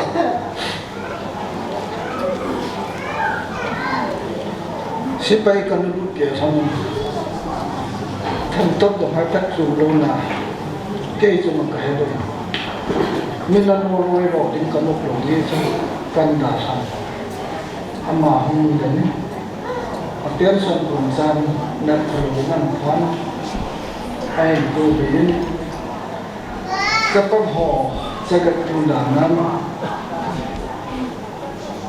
quốc thằng mình lò hoang ra đi bản chân ở ra bên anh bảo bên dưới đây thì cái này thì anh coi số kia là bên nhau cho mình nó đã cần được cái bảo thu xem ở trong chỗ là ở trên phong bì Songgel Houdan dòng cái bà thiết bị mà chú cái này do bị hành động dòng mình xem độ thể chân kia lùng ghé này và lâm cày nó sẽ ta phần là hầu mu này mà cái số là cái chấp bà kia này dòng màu của ai đâu đấy phát thiết ra gì đấy thì chân kia anh ấy này cũng đang nạp trong thần thọ khi họ abo thì nay bộ thì mình dùng họ cũng làm cái họ thì họ cũng biết điều là chúng chỉ cái bảo thu cái sự kiện này cái gì vậy rồi là nó cái khi họ cần thì cái bộ mình apa mình thấy là làm gì là giống apa đi cái họ phân nhiều cái họ ni khát dòng siki cấp đi mà hiểu rồi là apa ni awal anh ấy đi nhung đấy có thể ra anh ấy không bị ai ngon đi nhung đấy anh ngon không bị thà cái món sao giờ có cả này đến rồi là không sẽ thấy thì dùng tiền không sẽ đi lắm ở trong chỗ nào cái món mua dùng cái hoàn cái là đi này cái gì nó có tiền dùng đấy nó mua cho hòm nó tụ nó đi cái này nó cả hòm như này tất cả pha một trong các chế đây cả nó đi theo hòm anh đi mà nghe này hết rồi đi nó càng sao thì vào hoa dấu xì Ali mamel nehe oke hin. Oleh itu kita tantin patin mengenai bintin. Anak kita oke bintin, anak kita melihat kita tantin. Ada yang semua nani tehola, nung tehola. Ngayong tenta katsun, masam detun. Dah ni komenjong bahau kina nung sama nikat katulong yung kaya ato ni nung kasale. Ama hibang sitin. Dah din. Amerika magpupon. Iyong kenin puna nagyari nga papen katso. Kiho su napati hilang. Nasukli yung dinso. Napakot kamayin. Anong timboyin. Hatyahin po naman kung ay dami rin. Lungger ini luwahin. Buyahin. In ko sumato ipiham. Kilungnod mo na Thangzakap kinahal lang yung Songgel ko yan ikiin mga hopkanam ka ni kisaylo. Hindi ho ita tayong kinahal. Wapay na. Kaysan kaya ni tuna po nahin. Napagjampong na dahati na kipugyahin. Kamunong natetin nung kaya na dahati na po dalitan. Nisya kahintay, mayroong ni panahin hondaitan, ipihang aba na pati ito, napato ni Kiruta, napag na kopi, kinahin na siya, katin mo ito siya. Kaya siya na niya, chay ulit. Kiruta, may gari at siya eh mahitay ay tuloy yung gari ito, kitupa na kitsila itan. Hay kaya naman to content ito ulat ang mo sa content at yung mention lang natete ho lang ako na kaya nila ginagawa ka ako may kapag yun siguro kayo na yun ani din siya kung din ko lang kabong natende lang sa pagke ani din siya kung din ko dito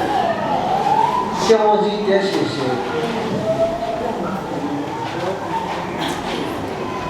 这双方的面积这个盘子，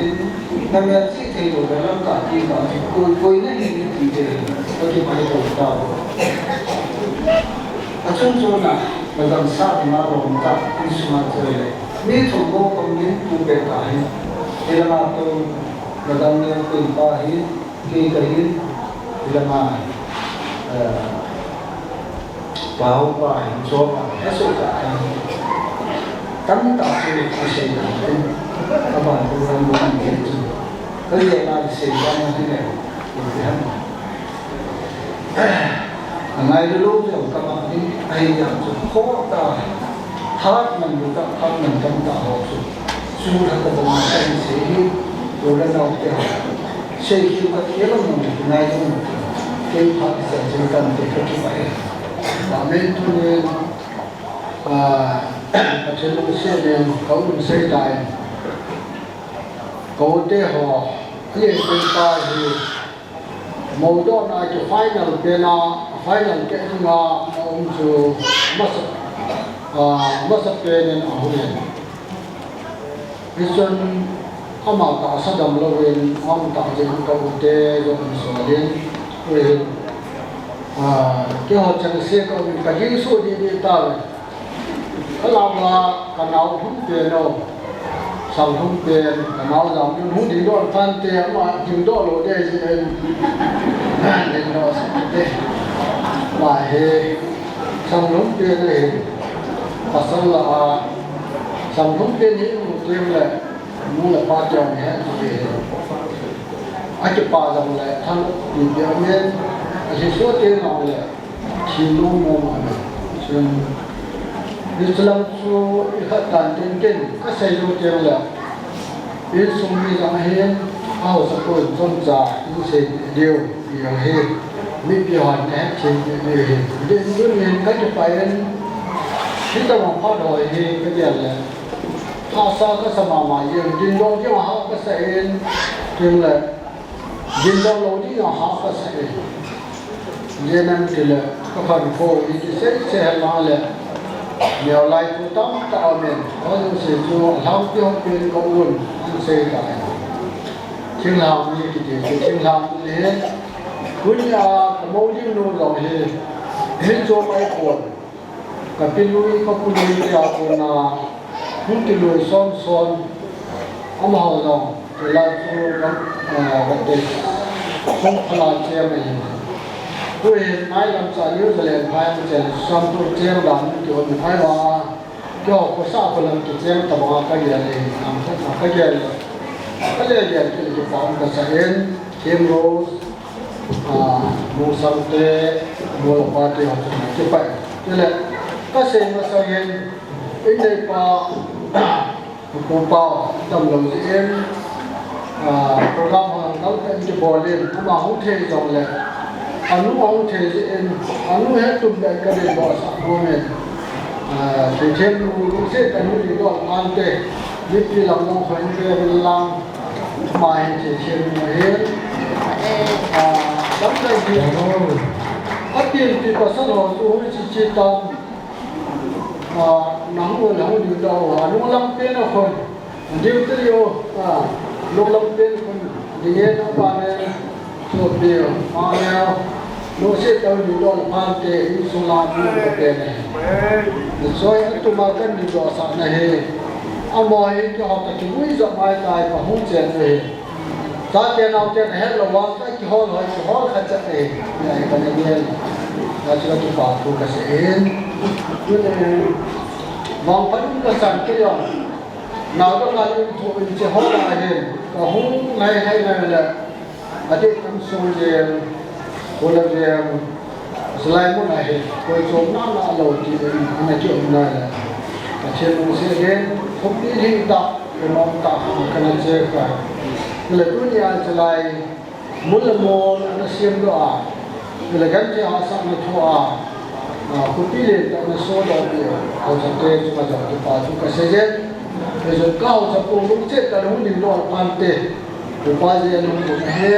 เขาจะปูทำไมต้องบอกแต่ที่การกระทำแบบนี้ไม่เห็นใจเปลี่ยนเส้นทางบุญของไม่เห็นมันเดินเขาจะพูดชุ่มละปอดทูเสีย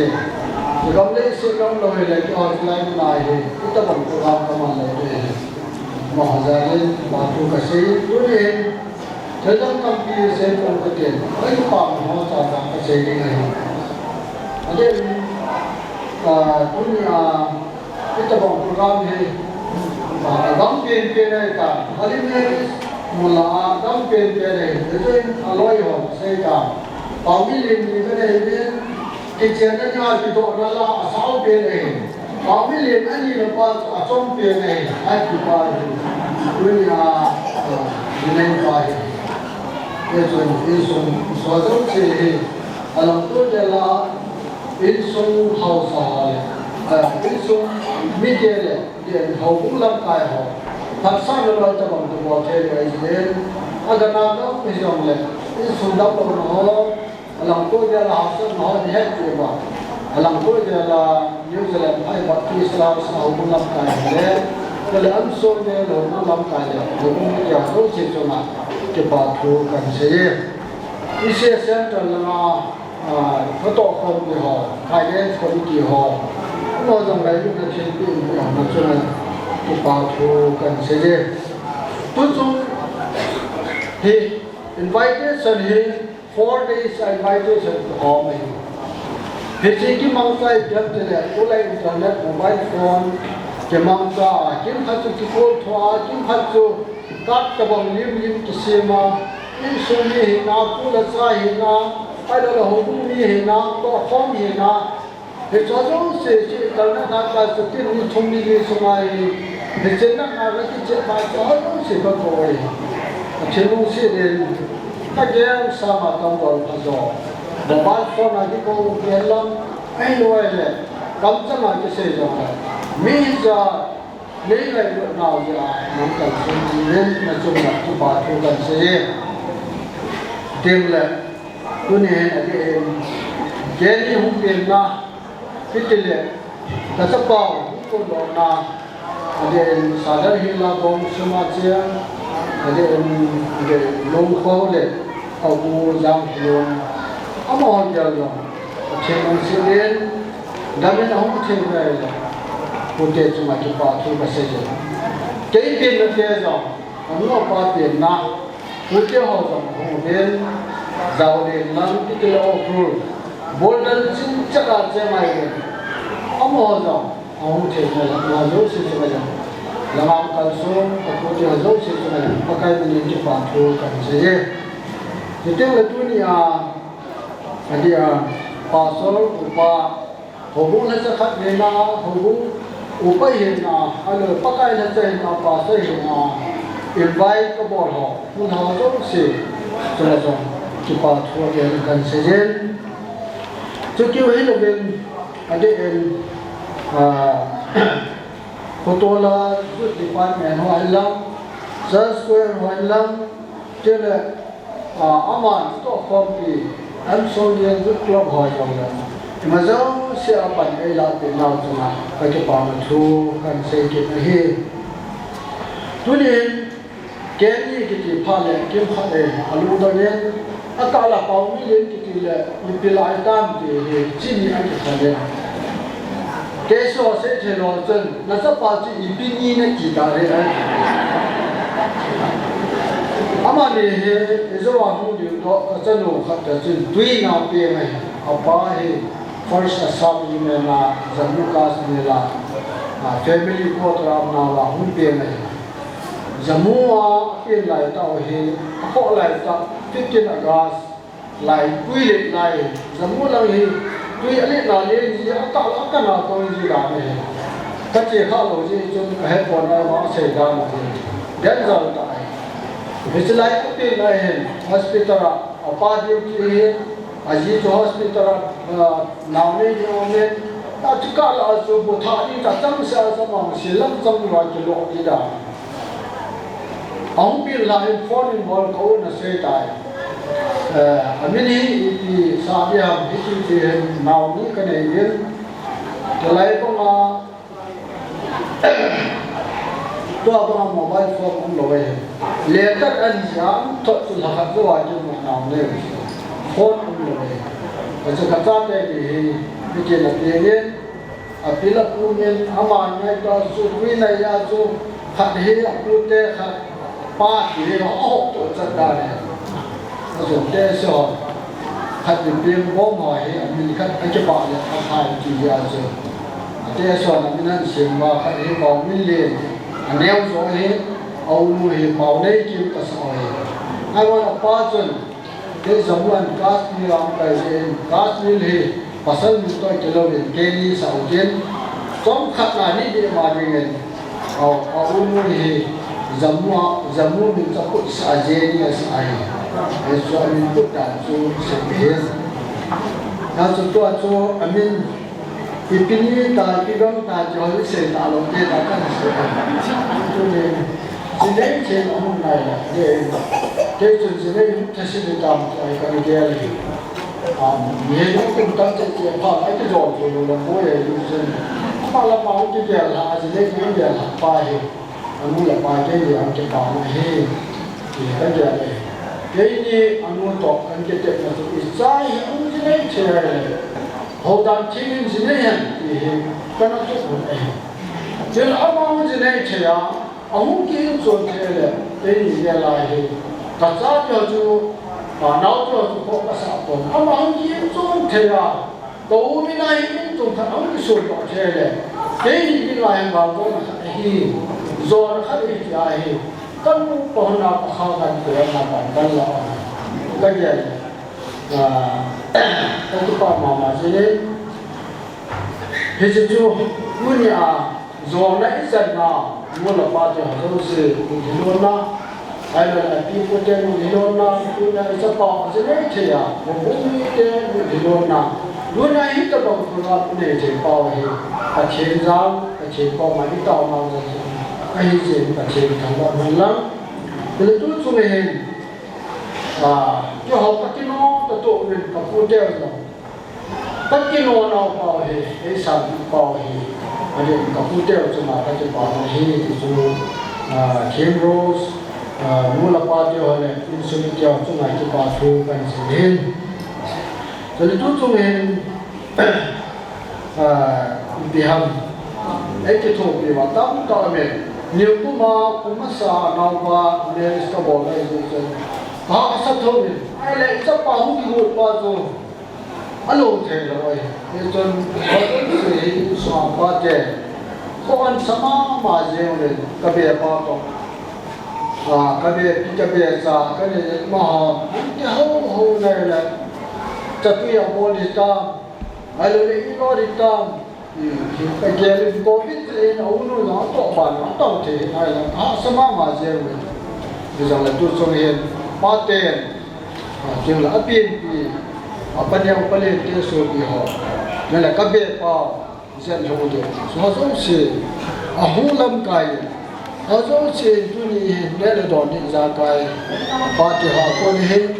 có số là anh này đó mua là ba thì họ này mua là ba thì họ nên là các tổ không thì họ ra lại lúc này anh cũng đi xem cái gì mà số gì số thì bảo chú cần xây vì chính là tôi nhìn cái dòng tổ không thì quốc tế high school là tổ không thì hay là mà họ dòng lên mà rồi là si số lượng của tôi sẽ là cái gì staff mà làm quốc tế high school staff là mà làm cái bộ mình xin đi là liền đi ra cái sự đó là mà làm bộ ngày đó một giây mấy anh em ra sang sẽ có không thì ở đó mấy thì dòng lên là đắp đắp lo mình anh đi lo mình mà dấu gì đối nhà thì cho school suy có hảo cái ngày nữa là không cần số này mà dấu gì cho bây giờ thì bảo tôi cần sẽ gì cái chân chú các thầy mong tâm tư rồi là thầy kiểu thầy lòng tâm tư mình đến cũng nhìn thì có một độ nào một lúc để cái bên một lúc một bún cuộc sống bốn gia bên gari này lúc trên gari được có bên ba số anh cái là cái rồi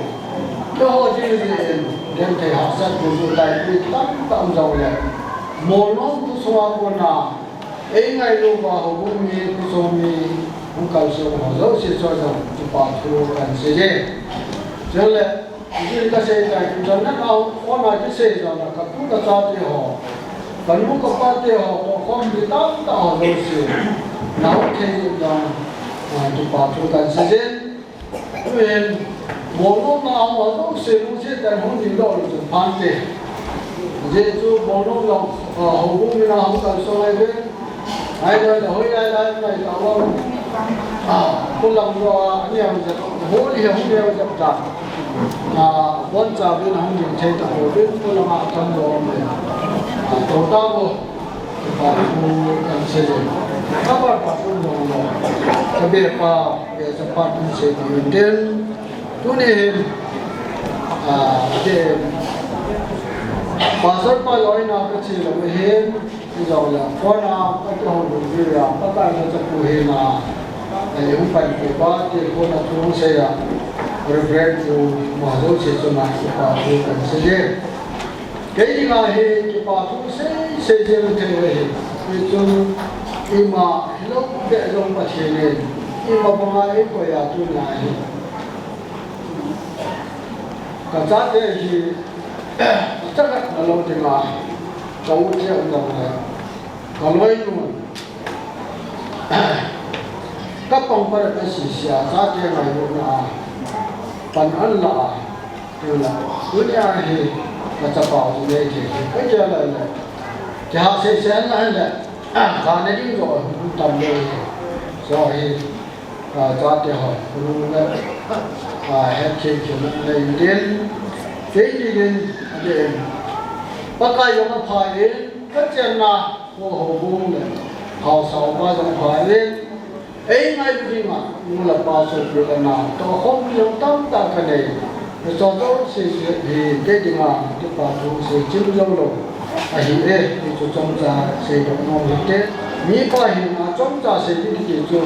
หาตำรวจกันละได้ประเทศนี้เนี่ยดำลังนบจังไงลูกมาสลามกันเป็นเป็นไปที่ตะบังอาภาของตัวใจปีของประเทศของวัดเป็นภาษานี้ก็ยินดีเลย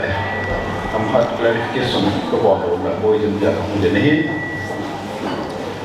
มีภัยสมากับผู้เดชไปก็หาเดียร์ลามินาที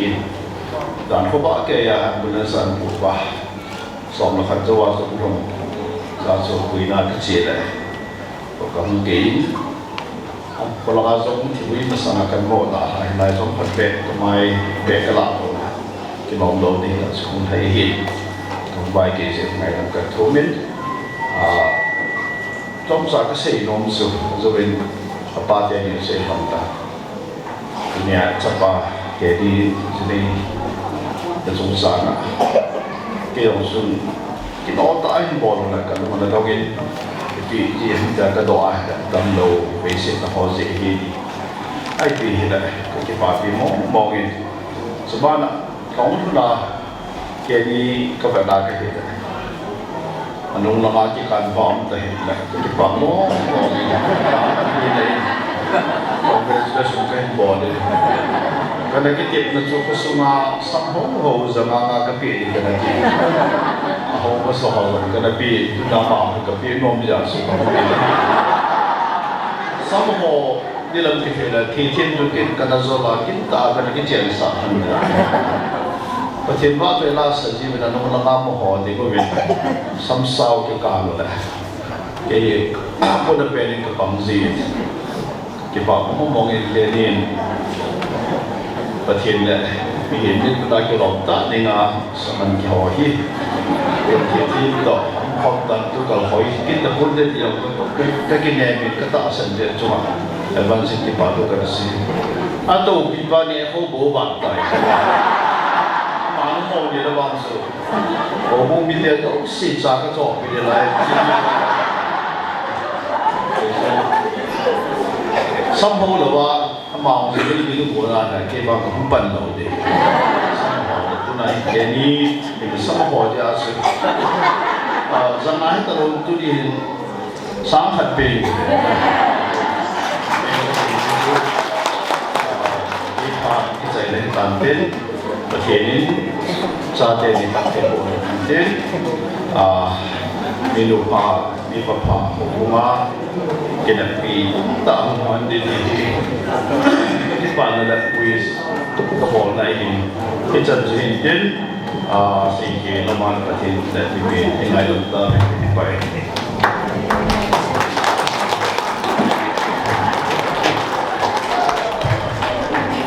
ฟ้องเองเป็นส่วนที่พาจะกับห้องสอบเกี่ยวกับจะไปอะไรอาหารมงคลตัวแค่หอยกันแบบเดียวพาห้องสอบมงคลที่ป้องต่อสู้ตัวจงกินลมปีต่อที่มันจะดีว่าโปรแกรมมาป้องกันมาห้องกิจกรรมหอว่าใช้มาไอ้ชอบปีที่ว่าห้องกิจกรรมหออาทิตย์นี้สิ่งที่เกี่ยวกับน้ำเลี้ยงเลี้ยงน้ำมันสั่งบ้องเจ้าจังที่บอกคุณก็เห็นเสียงทุกน้ำตาใส่ตะโกนกันเองภาษาเกี่ยวกับเขาตัวอันนั้นเป็นเรื่องมินิสเตอร์อะไรกันที่เรียกว่า Pastorate มาเห็นที่บอกที่เนี่ยใจส่วนใหญ่ที่เราเกี่ยวกับมันเลย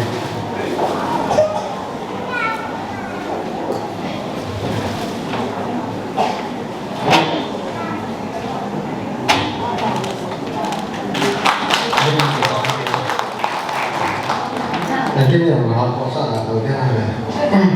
อาบานินฟุตบอลสปูเจอมันเด่นมาเองยังสั่นเด็กๆมันปั่นได้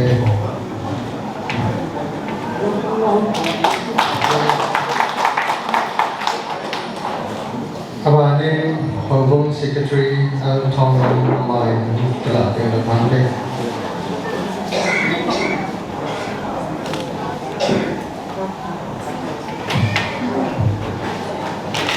Aphat punya kontak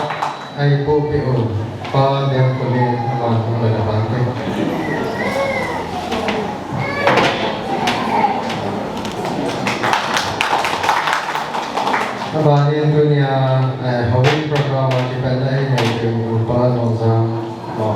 đi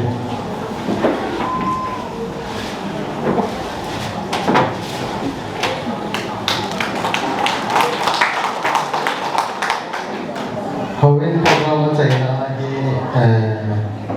Reverend Early ada dia ini lagunya apa ya lupa nama ini kita tengok nanti.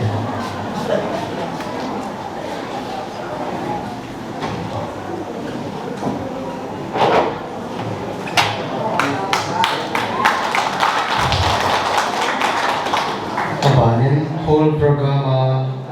kita nak tahu nak ini nanti lupa kalau malam yang lalu kita nanti.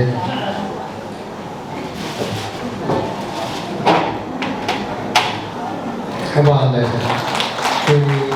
con programa tìm không được anh sẽ kiểu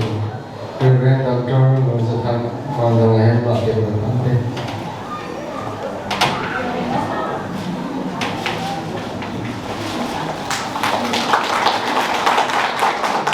Aphat thì mang cái này trong lễ của ai Aphat chạy là tàu na Aphat chạy là lễ anh con tàu na anh là điều hết. Reverend say salam mungkin lagi hamal yang lah kita lewat.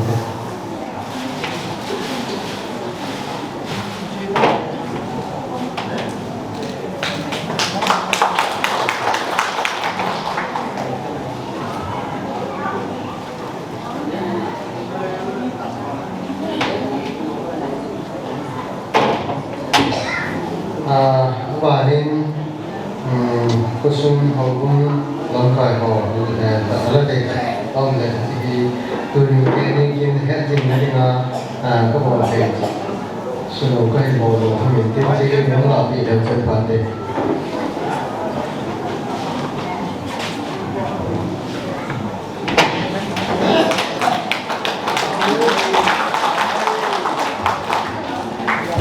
apa nên cái ni aku zam tu dulu ama yang lo pegang dia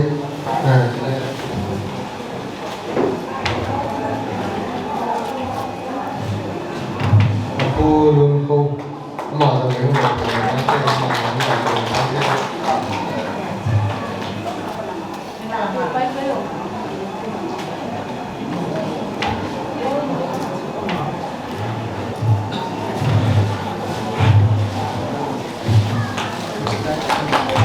dunia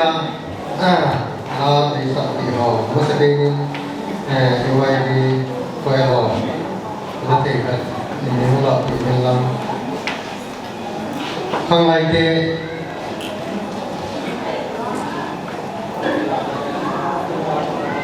dunia labu mai labu Khongsai ke ông thầy nó màu lên gì chụp trên bị mulai di dalam sepanjang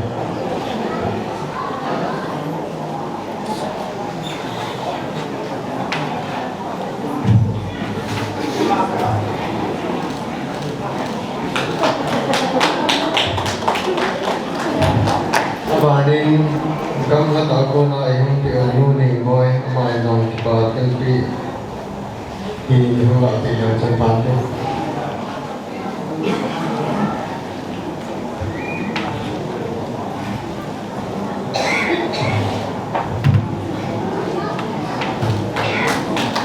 Bahin go na ho bin thang om le ma dong ki ti ki pa tel pi yang lah di dalam hati.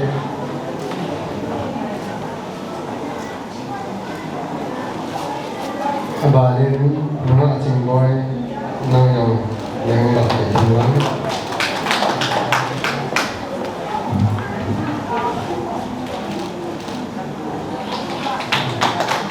Abalin itu dia light and sound lah mau ibu evangelist ne exam to Songgel mo dalam om pe ni ji yang la bi lo chun phan te ma lo om lo le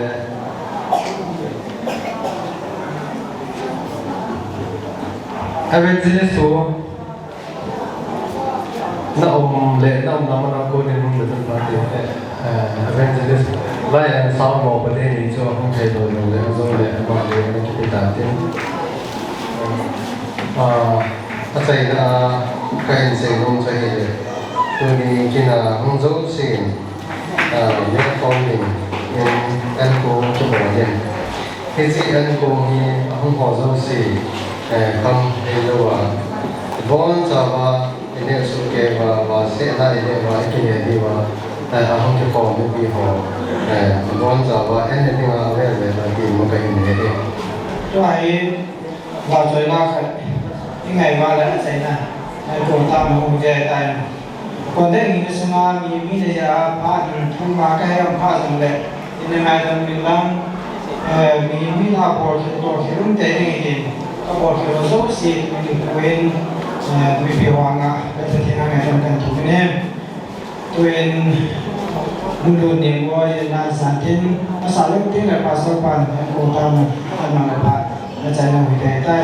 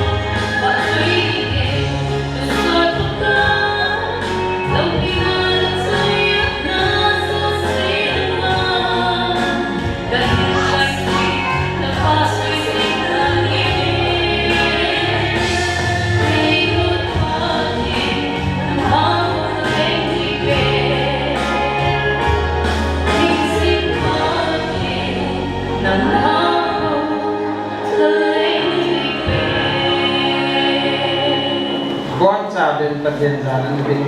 ประเด็นบ้านไหนประเด็นเด็กโอ้ลูกพี่เป็นอะไรเนี่ยกระเป๋าประเทศตัวนี้กว่าจ้าเต้นี่แกนี่แหละที่ทีมกิจนากินหอเอาหุ่นกินคนกีฬาพนันนั่นมาพยาตัวนี้กินคนหอจริงเที่ยพนันทุกพักอากิจใจจันเงินลงเส้นในจันสาสาเวนHoliday di namin katama na ko kasi pakukan siya. Agit siya niya na yan. Varale ya na pathe na kulit sen punggulan din ako kataw pe.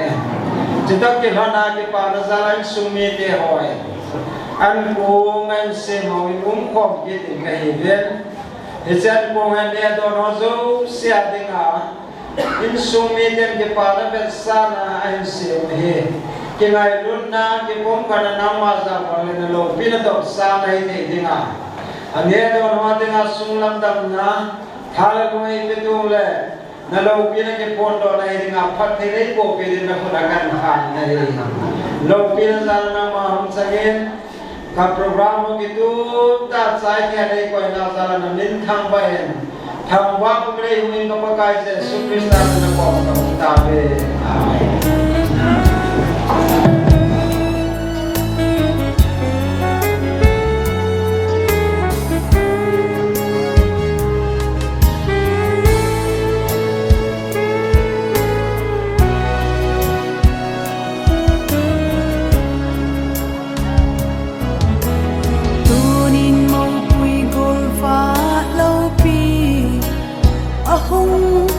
kita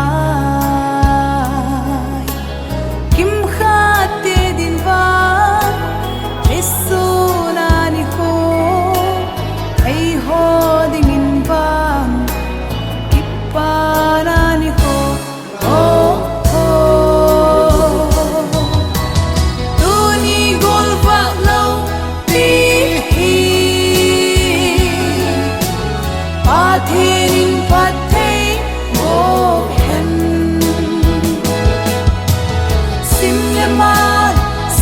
Thanga kona hung khom zo si zong pathin phat thei bo chang hen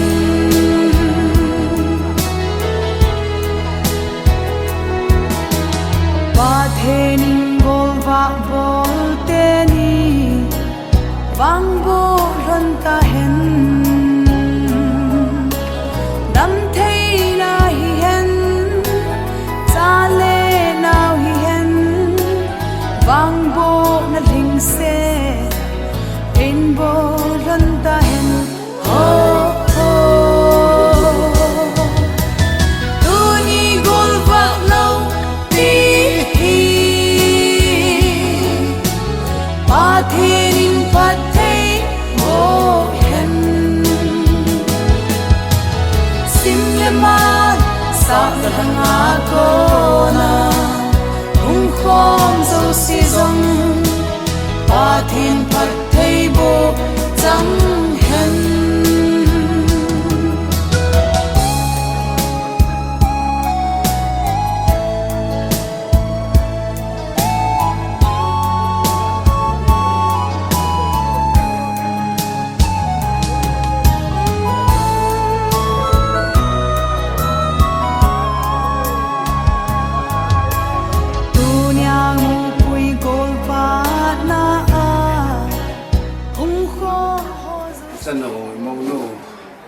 Neiboithem Rose in sunga in sung ni ten na lut na ai la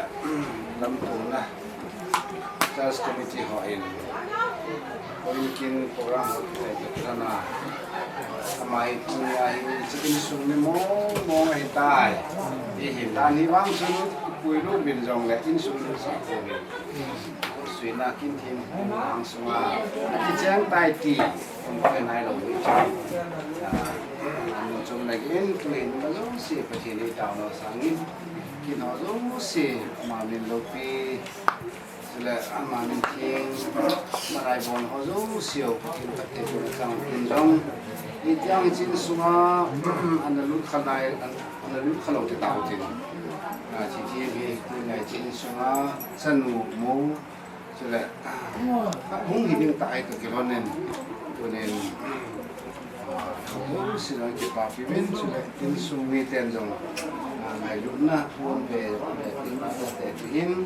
cái số punya thì thêm về học kim mà cũng là này tin sung ăn lúc nào bắt học kim cái sai tai cái này cũng sai cũng sai cái gì đấy na cái đào tháo tay mai là chú ini pilih orang vai hula no macam masa pernah cium semua isim nama masa penuh ini kita ni area pastor Lui former area pastor website ada ni isim macam kini in Latin ตัวนี้ก็ได้มาที่นี่ก็เราต่อน้องรู้เนี่ยนะแต่ปีเรามีกองอาศัยครับไปมาจนมีแต่จุดกี่มีแต่จังที่ไงที่นี่นักอาศัยนับประเทศจุดกี่ประเทศนั่นอาศัยตัวนี้ที่เสียงจะไอ้ดิ้งมองว่าสุดที่บ้านเสพนั้นasangan kau kena sungai lebih orang macam tujuan sungai ini sungai kat tengah ni mana zulun na apa sahaja ini kuat dengan ini anu apa ini kuat dengan anu lepas mungkin kira lah sekala patien apa nak tu nak tu kalau tu sepa bangen patien jalan apa jeng kau mau tahu ini kata wo pakai nung set thêm thì tôi số nào cái kia thì này là tôi nên đi trên sông à nên hết cho pu cái kia là người pu lệ này gì năng nghe nhà nung set nào phát thì nó bột na chân nung chân pa ra chung mà nó bị rồi na tôi nia giá tiền họ là cái gì rồi nằm mà mình lâu bị độc sản đấy à si cái puya Kichenna Kin-Gon Upana he Ichla in sunga he Nei pi to dam sunga chen kom pi dinga de them to in sung lu the ta na ko ya the thiam jong pa kai he chan ge hin pui pa pathin chu nang ma na he jen na min ka thang ban na ko ma ki pa thu ka se na he pa kai he Kichenna na he nang en ho pung te le nang ma Kichenna ding lim thoa tu na le se na ke hon ka bol di wa na kwai chai chita ke hona je tu nya thim boin jong anu pa pin na phunga chang hen da ba tu nya he chla in sung mi hi na le a phunga chang hi na hin la thei ta ding a ma jong dam na hi sel na pe zal na ko ma ti pa thu ka se ke na hi tu ne che ka chan no thi thim he he chen sunga ding le a de sanen ke ni ten sunga ding a Hungui Changgui Sep Ke Tua Nangen Phat Thei Na Hin Bua Chapa Chanwa Phat Thei Na Bua Hita Cho Phungol Tam Ta Kun Do Na Nua Nangen Hin Sim Dingen Navan Thil Bol Thei Na Na Phat Thei Na Cho Ama Ding Kan Thu Pe Na Hi Pakai Pathin Ilung Set Ki Ngai Nua Dam Lai Ni Kho Hin Mang Kho Mo Ba Te Le Khang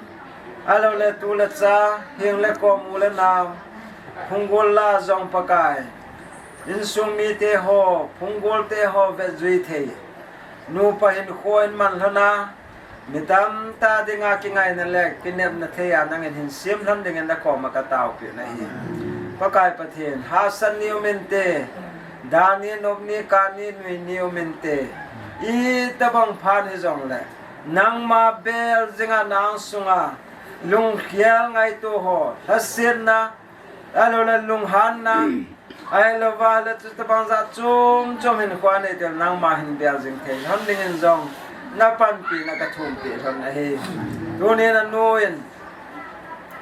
hi chen sung lu ta thona pa kai hi chen sunga nang ma wang bo hu chana nang ma phat thei na hung chan ding de sang za len mai cha man se mo ben van pathen ne cha mai cham se mo he nang en vet pi a Abraham Isaac Jacob te mai cham na san pia gem nam tu ya na san na angai chan ma mo ho thun ho nai na ngai ha pe je bangen to ne ne cha mai cham se mo he in sunga dinga nanga ko na ngai chan ho buling sela ki mu na mai cham hu hi a ta sa lagaw lung thim dam na nei the na mai cham na in sem pe la amani nu pa ke ni la thi thiam ki ka dinga jong dam lai ni khu ke pa thano ma lung monga ke ngai lo ki lung set to ke man naw a hi the na denga hi che mai cham se mo he nangen yem nam tuen sangen phat thei boin tin na khona kan than na he lo pi na za na nang ma ka hin pe ven ka ke pa naw zal le dunya ngai cha tam ta zala na nga mai cham kan sim wa hi che mai cham chunga ka taw no ho nangen lung se ten Phat thei nei bo pe nei lord hin pe ta vin tia za nai hu hing ka pakai Jesus Christ ta na ko ma ta hum ta wa amen song ra chi ding in ka hin te mu ve ki go se u te ho ho tu ni gol va lo ni hi pa the nin pa the mo hen sim le ma sa thanga ko na hung khom zo si zong pa thin pat thei bo chang hen sim le ma sa thanga ko na hung khom zo si zong